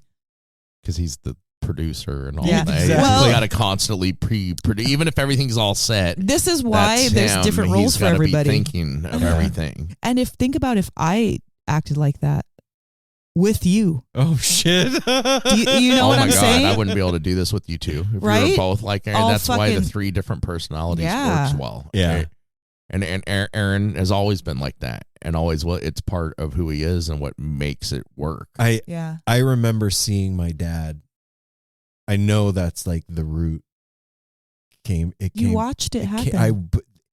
As a kid, watching him obsess over details and like triple checking shit. Well, he and- was a director. Like that is detail. Yeah. Like director equals detail. So it makes sense Yeah. that my little brain just took it in when I was a little kid over and over and over and over. And like, that's how you act. You know what I mean? This is how Yeah. you do Oh, it. that's how you person. Yeah. Yeah. So Well, I mean, it is great for a lot of things. It really yeah, is. Yeah, it's useful at times. It sure is. And it's just, being able to, when you can, if you can control it, do it. And when the more often you can try to make that subside, it's just better for your stress level. That's Mhm. all. Not because Well- you need to be perfect, just so that you can have a little bit of ease. yeah. And we've talked about this and everything too. And I don't know if anyway, we did talk about it since we got back. But like congratulations, because you even voiced it when we were at Skull and Roses. You several times said Yeah. how much you were in the moment and enjoying yourself. You had your moments of getting tense, but you were the chillest at anything we've done. Mel Yes. said the same thing. to me. Like and you even said it, and you were not getting fussy with the bags, and you were a lot more chill than I've ever seen you, which you need to, you allowed yourself to enjoy what we were doing and also take it in. Well, you know what happened is we created so much. Like if our life is a dinner plate, yeah. The 2 days before Skull and Roses, the plate was overflowing. Like somebody just like came and it was like a buffet plate. Yeah. And somebody came and just started putting stuff on the plate. And as we were actually driving to the airport, I was like thinking to myself, I can't bring all of this with me. I need to leave all this shit here. I can't process all of this while processing what's going on and doing a festival and doing interviews and I can't bring this shit with me.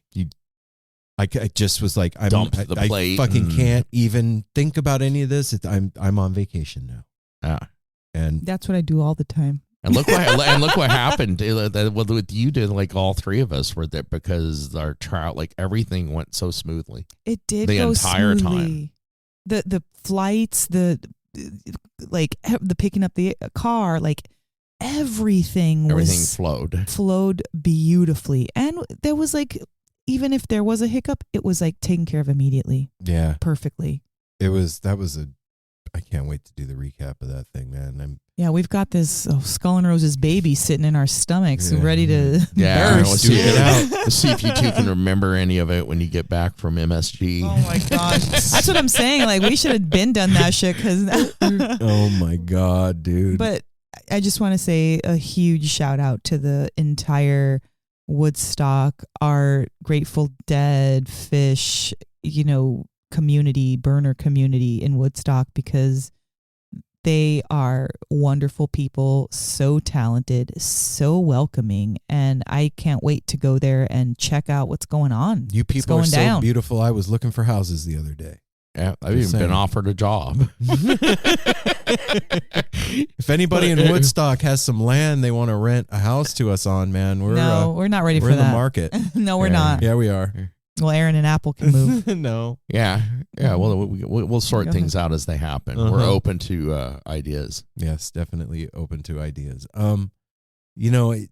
Going to Skull and Roses, going to Peach, going to MSG, Northwest String Summit, Beltane, all the things, like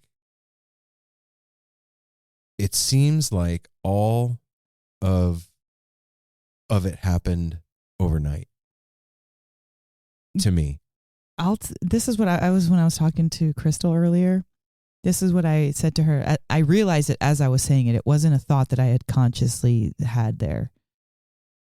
All of these things that are happening, it's like if 2019, all the things that happened in 2019, it's the continuation of that. Yeah. There was so much fire. There was so much going on. We had done all the festivals. We were getting all of the accolades and all of the feedback from the job that we had done at Skull and Roses and Northwest String Summit and all these High Sierra, all that stuff. Summer Meltdown. And it was like raring to be an incredible, God knows what, new year, new time, new whatever. And we were preparing for Skull and Roses. Yeah. Mm-hmm. And so that, I feel like it really just kind of like gave it an extra, like, when you push your kid on the swing, like they want a good push, like you push them, like we got a really good boost from all of that. And it got put on hold right at that timing. We were preparing for Skull and Roses, getting ready, and then everything got shut down, and then it opens back up, and we start off with Skull and Roses. Like, boom, right back into it. It's very serendipitous. It was like a stew. It's like you put the lid on the stew, put it down on a really low simmer for 2 years, and let it just keep marinating and getting the flavor going. You guys keep marinating. I'm grabbing a drink. And now it's like, holy crap. It is happening so fast. How do you feel about all of it, Apple? I feel amazed by it, that it came back this quickly. It seems like as quickly as it got shut off on March 11th, Like, boom, everything's over. We're canceling the world. Go the fuck home, is what it was like. And it's do not pass go. What's do not collect $200. They don't ever cancel sports. They don't do this. They don't That was do weird. that. And now all of it's, some of that's been slowly coming back. But for us and what we do, also, I mean, that never stopped. We've had fantastic interviews. Oh, yeah. Like we talk about, this has been our therapy through all this. And we're so pleased to hear from a lot of our listeners that it's been therapeutic to you. And now it's back with a vengeance. With a vengeance. And all these artists, as far, musicians, artists that, do artwork and any stuff. type of art. Everybody has honed their instruments, sharpened their minds, are ready for a good time. And it is just, it's popping off. I was saying this morning too, we're like looking at artists that we're going to be interviewing. It is so cool to look at like tour dates, because for a long time there, everybody knows it'd be like a drive-in show, a live stream, playing a small pub. Now people are announcing their tours through the end of the year, and so many festivals happening. That's and very stuff. exciting. I mean, it is just, it's like the floodgates open. Like, okay, it's back on. Are you ready for it? I am beyond ready for it. And we just proved that. I had Aaron was asking me that before. He's like, really, dude? Because I told him I was doing like through tarot, asking some tarot questions personally. Cool. About anxiety building up to Skull and Roses, traveling again and stuff like that. And basically, it's like everything's okay, just chill. And going back to Skull and Roses and now having that under our belt, having such a fantastic time and everything going so well, it's like, fuck yeah, we're ready for this. We sharpened our shit too. I'm back. What about you, Mel? Are you ready for all of it? I'll be ready when the time's right. But sitting here right now, the time is now. I mean, I feel like I'm never not ready. Like, I think my head is always like, I can always be like, but what about, or I don't know, but I'm always physically ready for it to be down. I'm down always. Are you mentally ready? I don't know, man. I was having a conversation with my friend, Crystal, and I was just thinking about, it's different when it's happening versus when you're talking about what's going on in your life. So if something's happening to you, you're not necessarily narrating it, you're feeling it. Mm-hmm. But when you're telling somebody about what is going on in your life, especially we haven't caught up in months, it sounds overwhelming. And if I think about it in those terms, I get anxiety. I'm like, oh my God, I have to fucking quit my job. Like, this is crazy. And how are we going to make money? And I start getting all that shit, all those things. But when it's here and we're dealing with it, we're traveling, I am ready for it. Like, I'm not like, oh God, what is it going to be like when we get there? I don't do that. I'm excited about it. I'm feeling good about it. But yeah, my head, you know how I am. I fucking analyze everything. I can talk myself into, it's going to be a fantastic time, to, why are we even doing this anymore? It's not helping. Like, really? Like, Jesus. I run the whole gamut. Like, that's mental. Well, no, it's true. Like, my good friend Danae, she really helped me to kind of like put an anchor on my always kite-minded brain. She was like, you're a double air sign. And I knew that, but I never got like that. You needed somebody to point that at, like, because she's a Gemini Libra and I'm a Libra Gemini, and so that is fucking two air signs. And I'm a Sagittarius Leo. So, but that doesn't have anything to do with my air signs. But that was just saying that is like, you're always thinking, your heads are in the clouds. There's dreaming, there's fantasy, there's analytics, there's trying to make things make sense, all up here. My body's calm. I'm chill. I'll sit down and do, like, I don't. You wait a minute. Hold on. Yeah. First of all, you are the antithesis of calm or chill. Really? Yeah. For real. You are the Energizer Bunny. Well, neither. No, you don't. You don't stop moving. Everybody that comes to me is like, like I'm so I okay, calm so people. I relax I was just people. gonna say she can bring that calmness to others, Yes. and appear calm. Absolutely. Yeah, Even if under exactly. the surface there is. But you're like a motor that's always running. I'm energized. I'm calm and energetic. They're not opposites. You can still be energetic and calm. Like, and Mel helps calm me sometimes, and I rarely need calming. Calm me much more, I'm gonna fucking be a rug fucking laying on the ground. You know what I mean? And Mel has helped me anytime. You know that Yeah. she does have that. She has that ability, but also is the energized bunny. yeah, as I we would know. not. yeah, And can like bring that I energy guess like no I guess one. I see myself in a different way. Like, I'm not anxiety right now. I'm like, not right now, but like, you know what I mean? I don't Yeah. feel those things in my body. It's in my head is where it happens. yeah. That's you that's two where both have that. You both have a lot going on in your head. Yeah. You're like well suited for it. Sometimes, I don't know if I've ever said that, and I mean it the best way. You two are hard to be around yeah. when you're both in a headspace that Oh, is yeah. like hectic. Oh, I can tell completely understand I can that. tell sometimes it's just by walking on the patio or coming in the kitchen, and you guys there's a conversation going on that is intense that you guys are trying to figure. It's like, I need to get the fuck out. I don't know how to I'm deal with out, this. Jack. Yeah, I'm gonna come back later Look, when they. My favorite thing about people are how they think. That's what makes me excited to be in a relationship with somebody, whether it's a friendship or like, I enjoy conversation and thinking about and talking about things.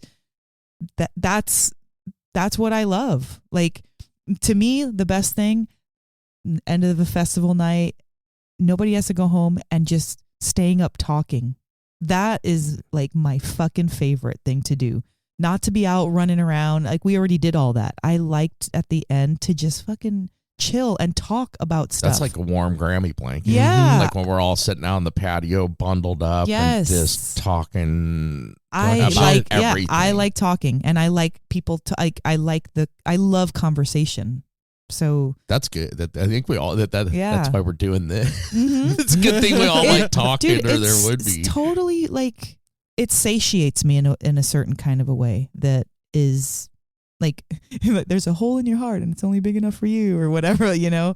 It's like that. There's in my head, there's a certain kind of thing that like that it needs scratching, and if I am around people who are just like, oh, it's cool, it's fine, it fucking drives me nuts. Annoying. Yeah, that I is. Well, can't. that's one reason that like we've talked about ever since moving in here. We've all known each other so long, but moving in here together, and the reason it works is because we all love that. There's never a dull moment. No. Every once in a while we have our downtime. Well, there's dull moments on purpose. Yeah, exactly. But You know? yeah, like when I tell somebody about like coming, people who want to come over here and stuff, and people we've had over here, it never a dull moment. We're No. not boring. We're not bored. There's always something going on, even when there's not. There's Yeah. something, you know.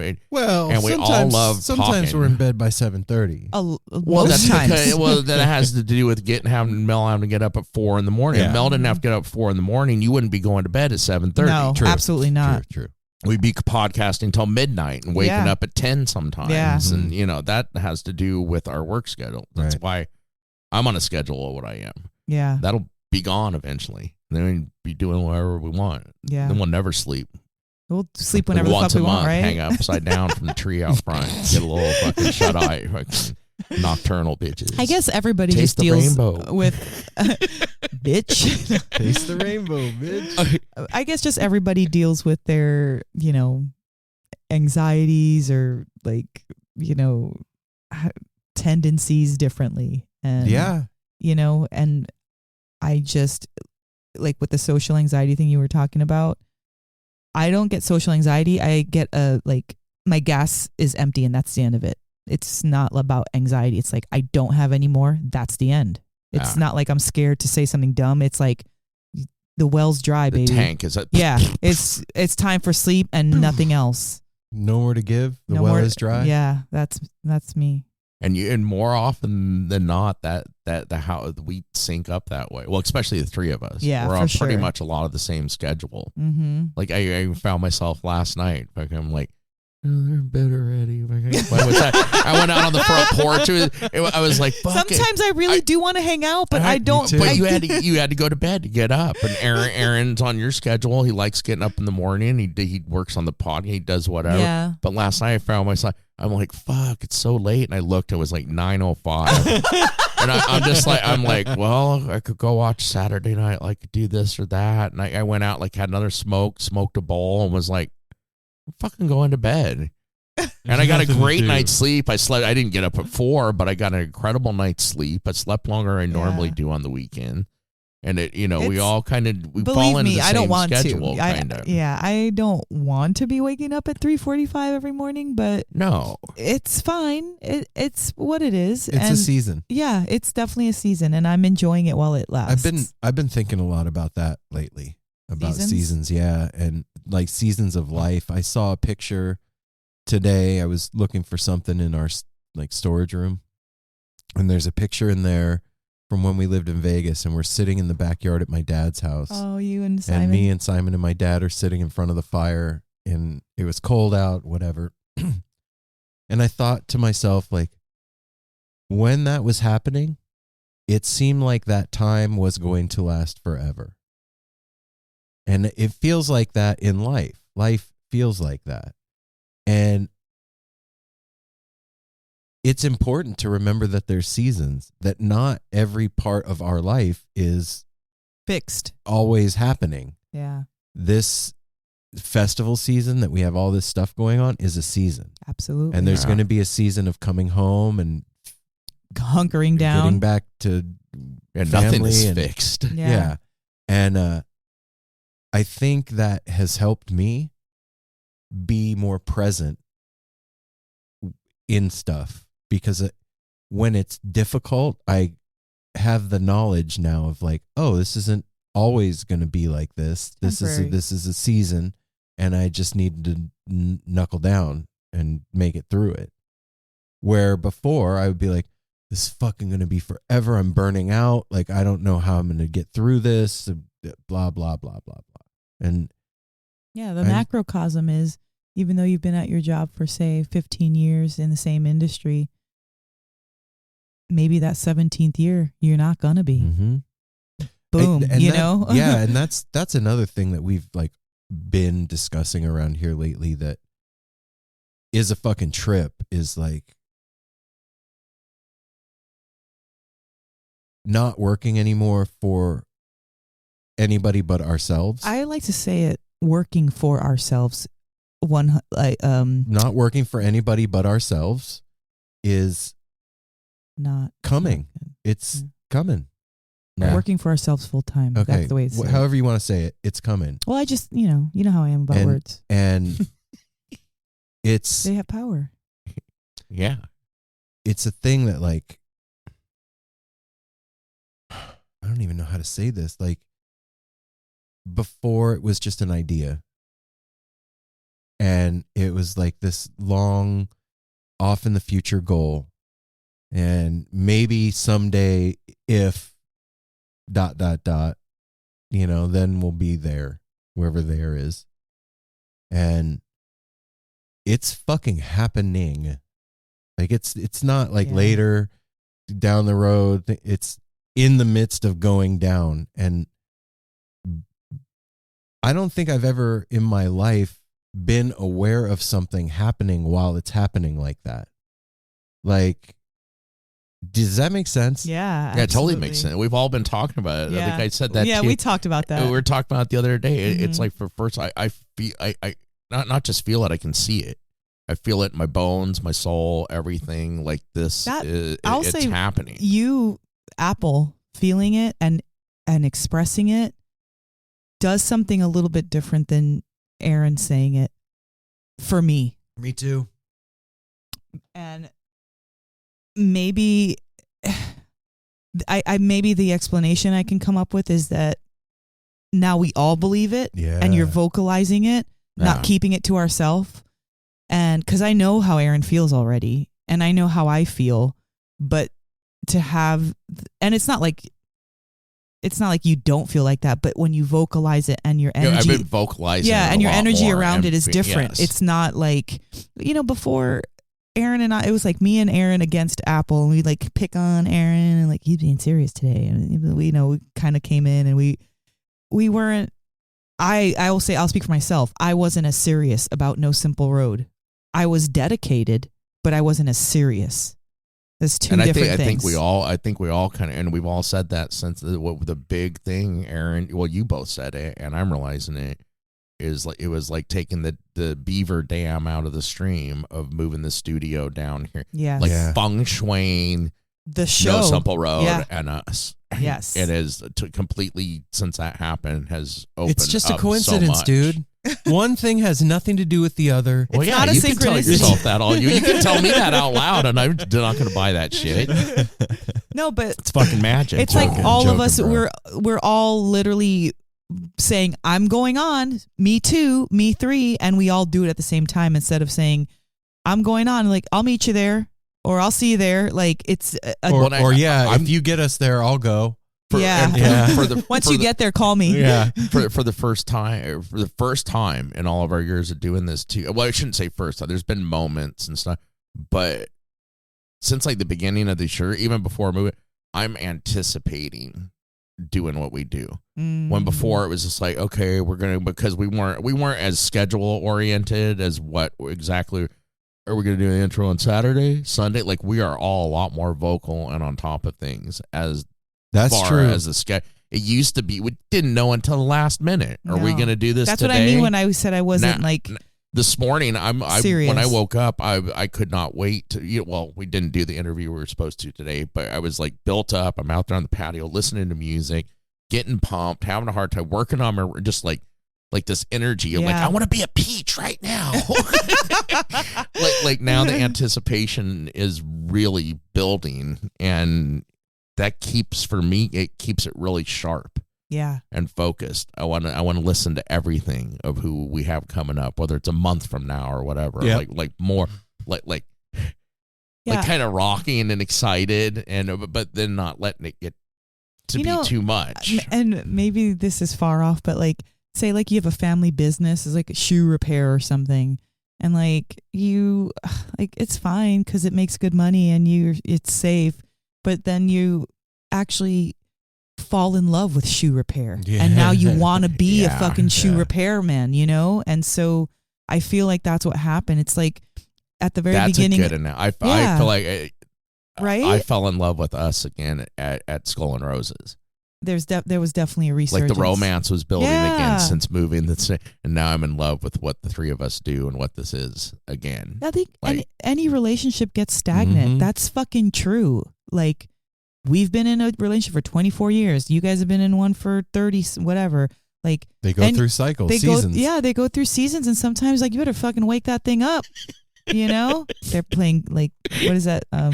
He hates when I do that. I just reached over and put my pinky between two of his fingers when she said that 30 times, and he's like, "Fucking stop it." But anyway, I feel like No Simple Road got woken up, and we all felt it. It wasn't like Aaron woke it up or Mel woke it up. It got woken up, and we were all like, "Oh shit, did you feel that?" And I felt that. time for the universe opening it up and spring. Right at spring, exactly. It's just a coincidence. Anyway, ew.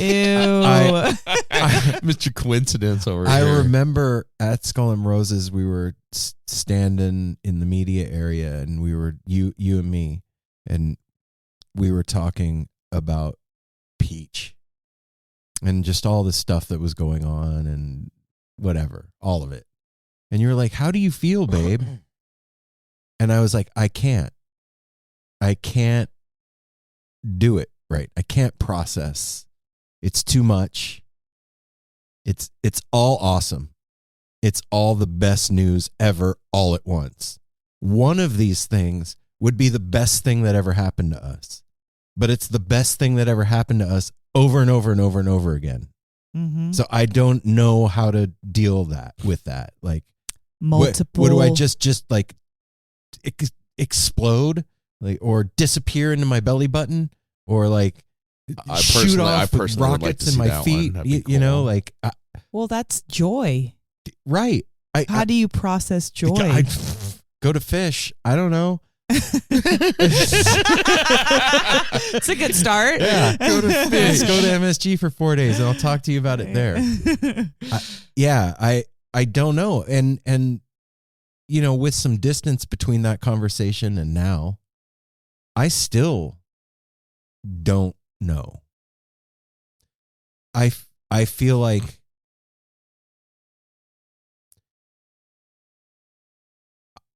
I just need to keep working like that. Like, just keep going.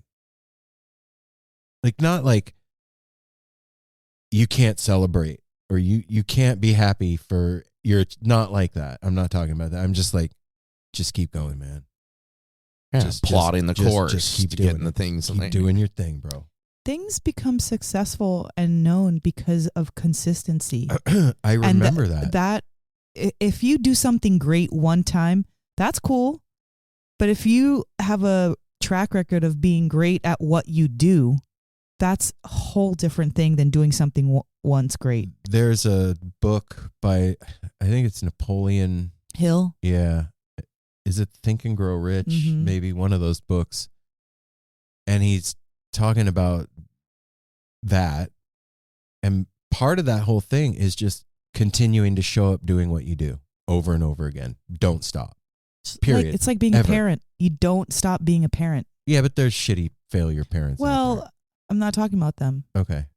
Even if, no matter what, if you have a child, you're always a parent, whether you're in that role or not. True, yeah. You don't ever stop being that. Like, you go to your grave and your children go to their grave, you have that's no matter your parent. You did good or not. Exactly. You're still so a parent. That's, Yeah.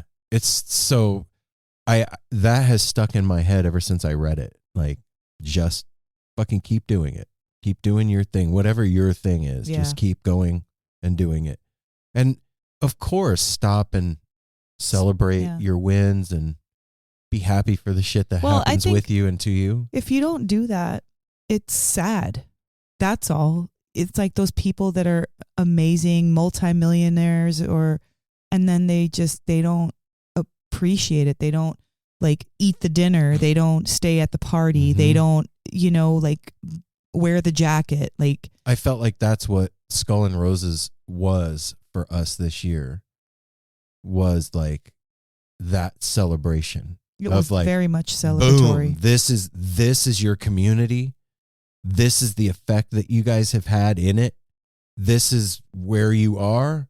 This is the opportunities that you have, all laid out in physical form in front of you. Here you go. And that was attention. And that was our welcome back and our springtime Absolutely. gift. Mm-hmm. Like, this is what lies ahead. And if we ever second guess what we were doing during those 2 years when most of life was dormant, those are the connections we made with exactly. the people that we were talking to. Exactly. I look at it like we were talking. We talked to a lot of musicians. Like everybody was like doing like that. That was our album release. Yes, like true, like honing our skills, doing interviews, doing what we did through the lockdown. Oh my god, that'd be cool. That was like our album release, like a 4-day Skull and Roses album release, getting to be there, celebrating with family and friends, and that'd be dope to do an album, No Simple Road double LP or some album, like only for that, like specifically.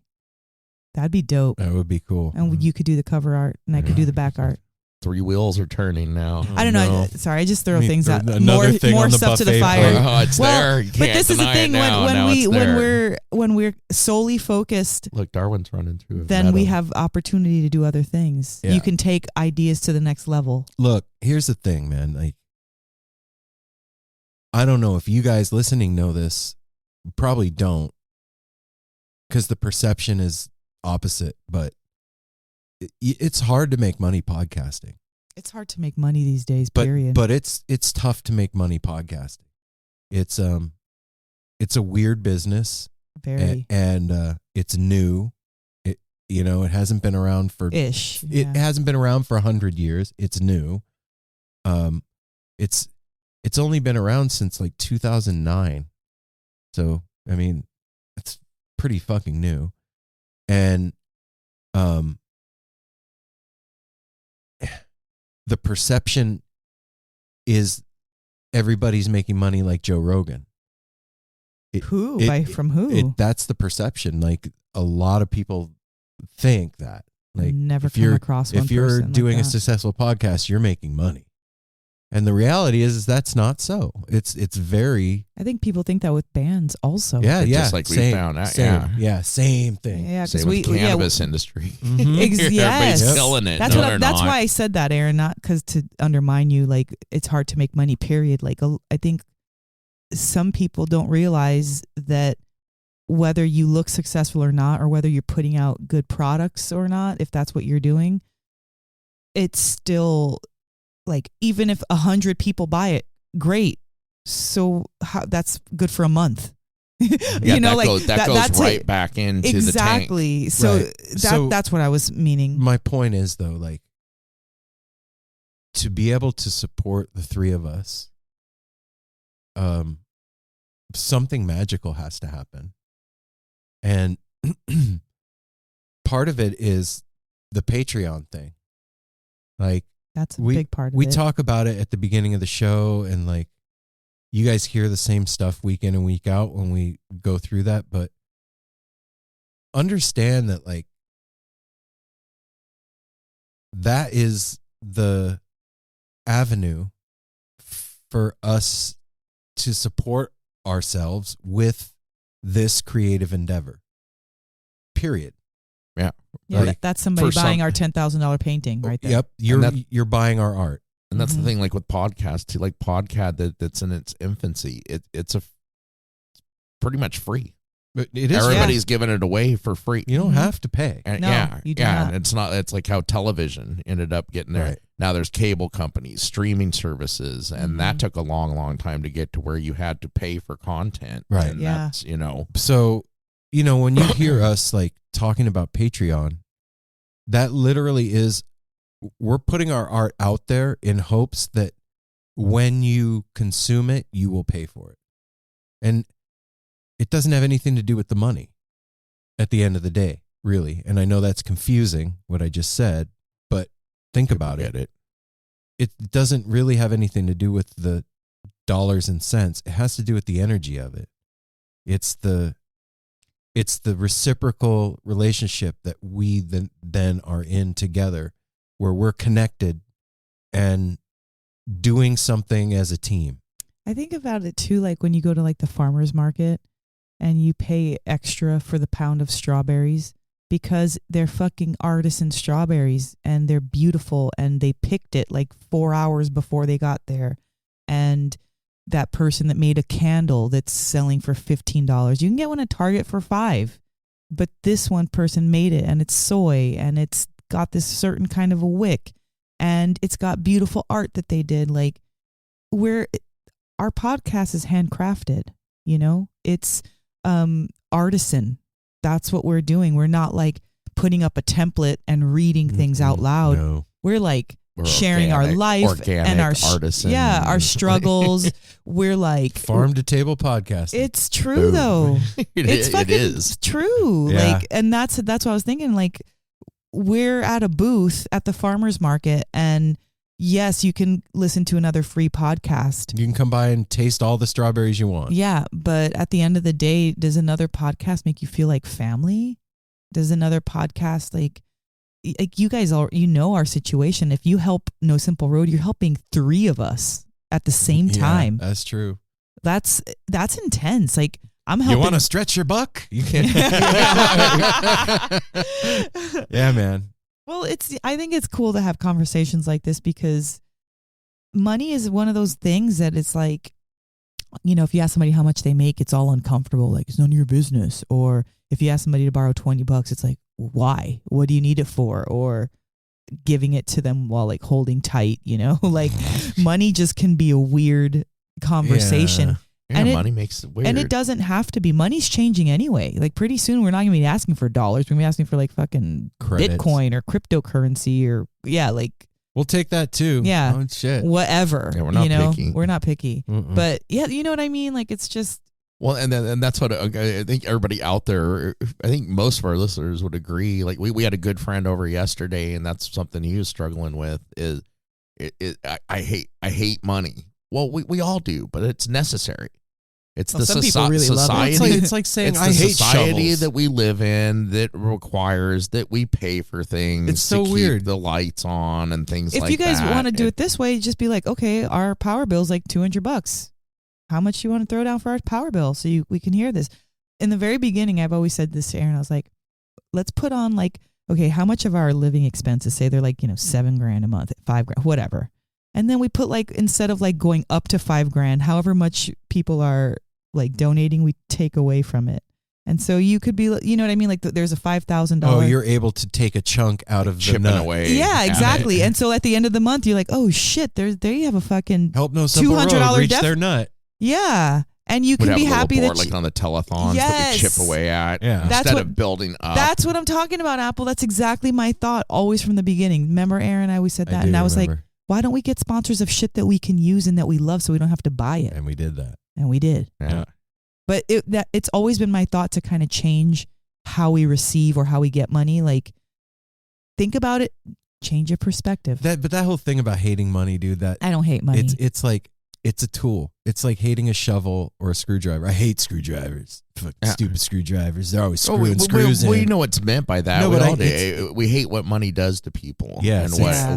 what it is, what it represents. It should be said, we hate how people deal with money. yeah. yeah. Yes. Yeah. That's really what it is. I want to live in an old colonial village. No, where you I can- don't. Yeah, where I can No, you where I don't. can just do like. You cut No. yourself and you're going to die. There's no No. antibiotics in the old colonial village. And you There's- can't go to festivals can't there. drink There good isn't water. one. No, What's magic. Mm-mm. colonial no, No. you don't even get weed unicorns. there. No unicorns. And gnomes. No. Yeah, Mm-mm. it's whatever I want it to be. Shut up. This is my colonial village. You're not invited. Mel, you're cordially invited. Thank because you. You're I'd chill. totally I'm going to show live up. next You door in help the reality people. village. Yeah, It's he'll be. super cool. Yeah, you'll man the gate and keep all the people out like you. Oh, Oh, All right. man. So just before kidding. we go, babe, are you looking forward to MSG? no. I guess. I mean, it's Little cool. bit. Whatever. It's. He was hoping to see the Knicks in the playoffs. I still have time to sell the tickets if you want. I mean, whatever. If we need the money. Yeah. Well, it We was do. a You could go, pricey. hey, you could sell the tickets and give it all to Patreon. And then we could pay for it. Never mind. Yeah. No, yes, I'm over the moon, man. Over the moon. Actually, literally right now, we are waking up dead from last night, This is coming out on Wednesday. Thursday. Oh, okay. Yeah, So you'll we have just saw the our first show. Okay. We could actually probably listen to this in our little hotel room. Oh, cute. Yep, you While guys we just get got to ready. see my steam And then we're going to be like, night. look at that synchronicity that happened. It was all just coincidence. Mm-hmm. You guys are. I'm calling it. You guys are getting my steam on the first night. Apple's Ooh, calling it. Calling a steam. Yeah. Dang. I'm getting party time on New Year's Eve. That's what I want to get. I want to. Okay, I have a list. I would please like a yam. I would like a harpua. I would also like a Velvet Sea. That's doable. The Velvet Sea thing is doable. I think they're all doable. Yeah. This is a It's special fish. event. That This was is put 4 off. fucking days. If they don't play all of those songs that we just said, Do they what have the a- fuck are they Do they playing? have a night that's scheduled as like New Year's? 20 Yeah, 23rd. the second night. The second night. Oh, I thought it was the third night. Mm-mm. Okay. Really? Yeah. Oh God. I need a nap now. Maybe it's a third night. And I haven't I'm even gone yet. affirming it like I know it, but I thought it was a second night, and I was pretty sure about it. You Well, know, did until need now you looked at me. sustenance. You want to take us to dinner tonight or something? We need food Yeah, we're starving. quickly. all right. We're Hey, fading. everybody, Get you all ready to go. to all the No Simple Road family that is in New York City, we're here. Woo! We're actually, Mel and I are in New York right now. Yes, we are. We are going to be at Madison Square Garden tonight. Look for the two of us. If you see us Yeah. there, Please say, hey, man, welcome to the East Coast. You're here. Yeah. We're They're here. no longer between the moon and New York City. They're landed. We're ready. In New York We're ready City. for you. We're excited for you. We want to hug. We want to dance it out. We want to high five. We want to freaking splash drinks together, cheersing. We want to do all the things. Yeah. All the stuffs. And to the rest of our No Simple Road family, want y'all to know something. We really appreciate all of you. Mm. And Yeah. the thing that made Skull and Roses so beautiful, Was Jasper. that was after Skull and Roses. Sorry. The thing that made Skull and Roses so That's beautiful was meeting all of you guys. Yes. And Russell. You are the most wonderful group of people, man. And when we meet somebody that says they listen to this show, it's like finding a long lost relative. And it feels like that. And it's a trip. And it's badass. And it always feels comfortable. And we Yes. just I want you to know that the three of us love you guys and appreciate you. And we say that, but please feel I the think vibe they behind feel the it. words. They feel it because if you've been listening. The way that Russell popped in on me and Apple says everything. I wish to God, I really do wish that somehow I can get that snippet of my mind out into like a picture or a GIF or some meme, because other people besides myself deserve to see how fucking hilarious and sweet and monumental that moment was with Russell. I just sent him a shirt today. Oh, he deserves it. And he sent us a package too. Oh. Yeah. But yeah, everybody, we love you guys. Yeah, and, so much. Thanks for hosting us in New York City, Mel and I. Thank Your you. town is amazing. Thank you, Mike, for being on the show. Yep. Mike, thanks for being here. And yeah, if anybody in Woodstock knows us some cheap land, hit us up. I ain't going, guys. Yeah, so I know you're not. We're not going anywhere yet. I was born in there. I'm not meant to live there right now. But wherever Jasper goes, I go. Stay tuned in the coming weeks. We will have more stuff and things for you. And yeah, we got a lot of good stuff coming, everybody. Yeah, we do. And Patreon and the website and social media and blah, blah, blah. Tarot readings. Tarot readings and stuff and things. Send Darwin good energy. Yep. And love yourself. Yeah. Yeah. We'll see you next time. Thanks for listening. Love you guys.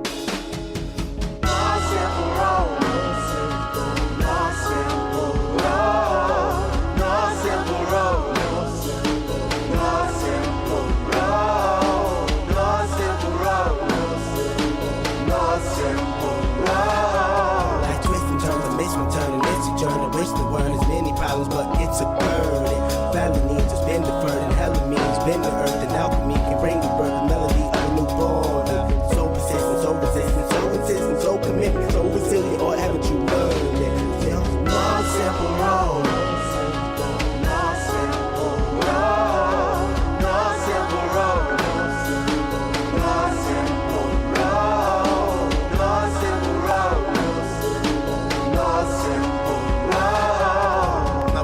Shattered as I focus through the spot in the corner that is still intact. The react is both a defense mechanism as well as a fear. We've traveled this road before, so we may think, but it's a tad bit of strange similarities that feed an A equal A complex. The fears of your past do not equal the perplexities of the current road.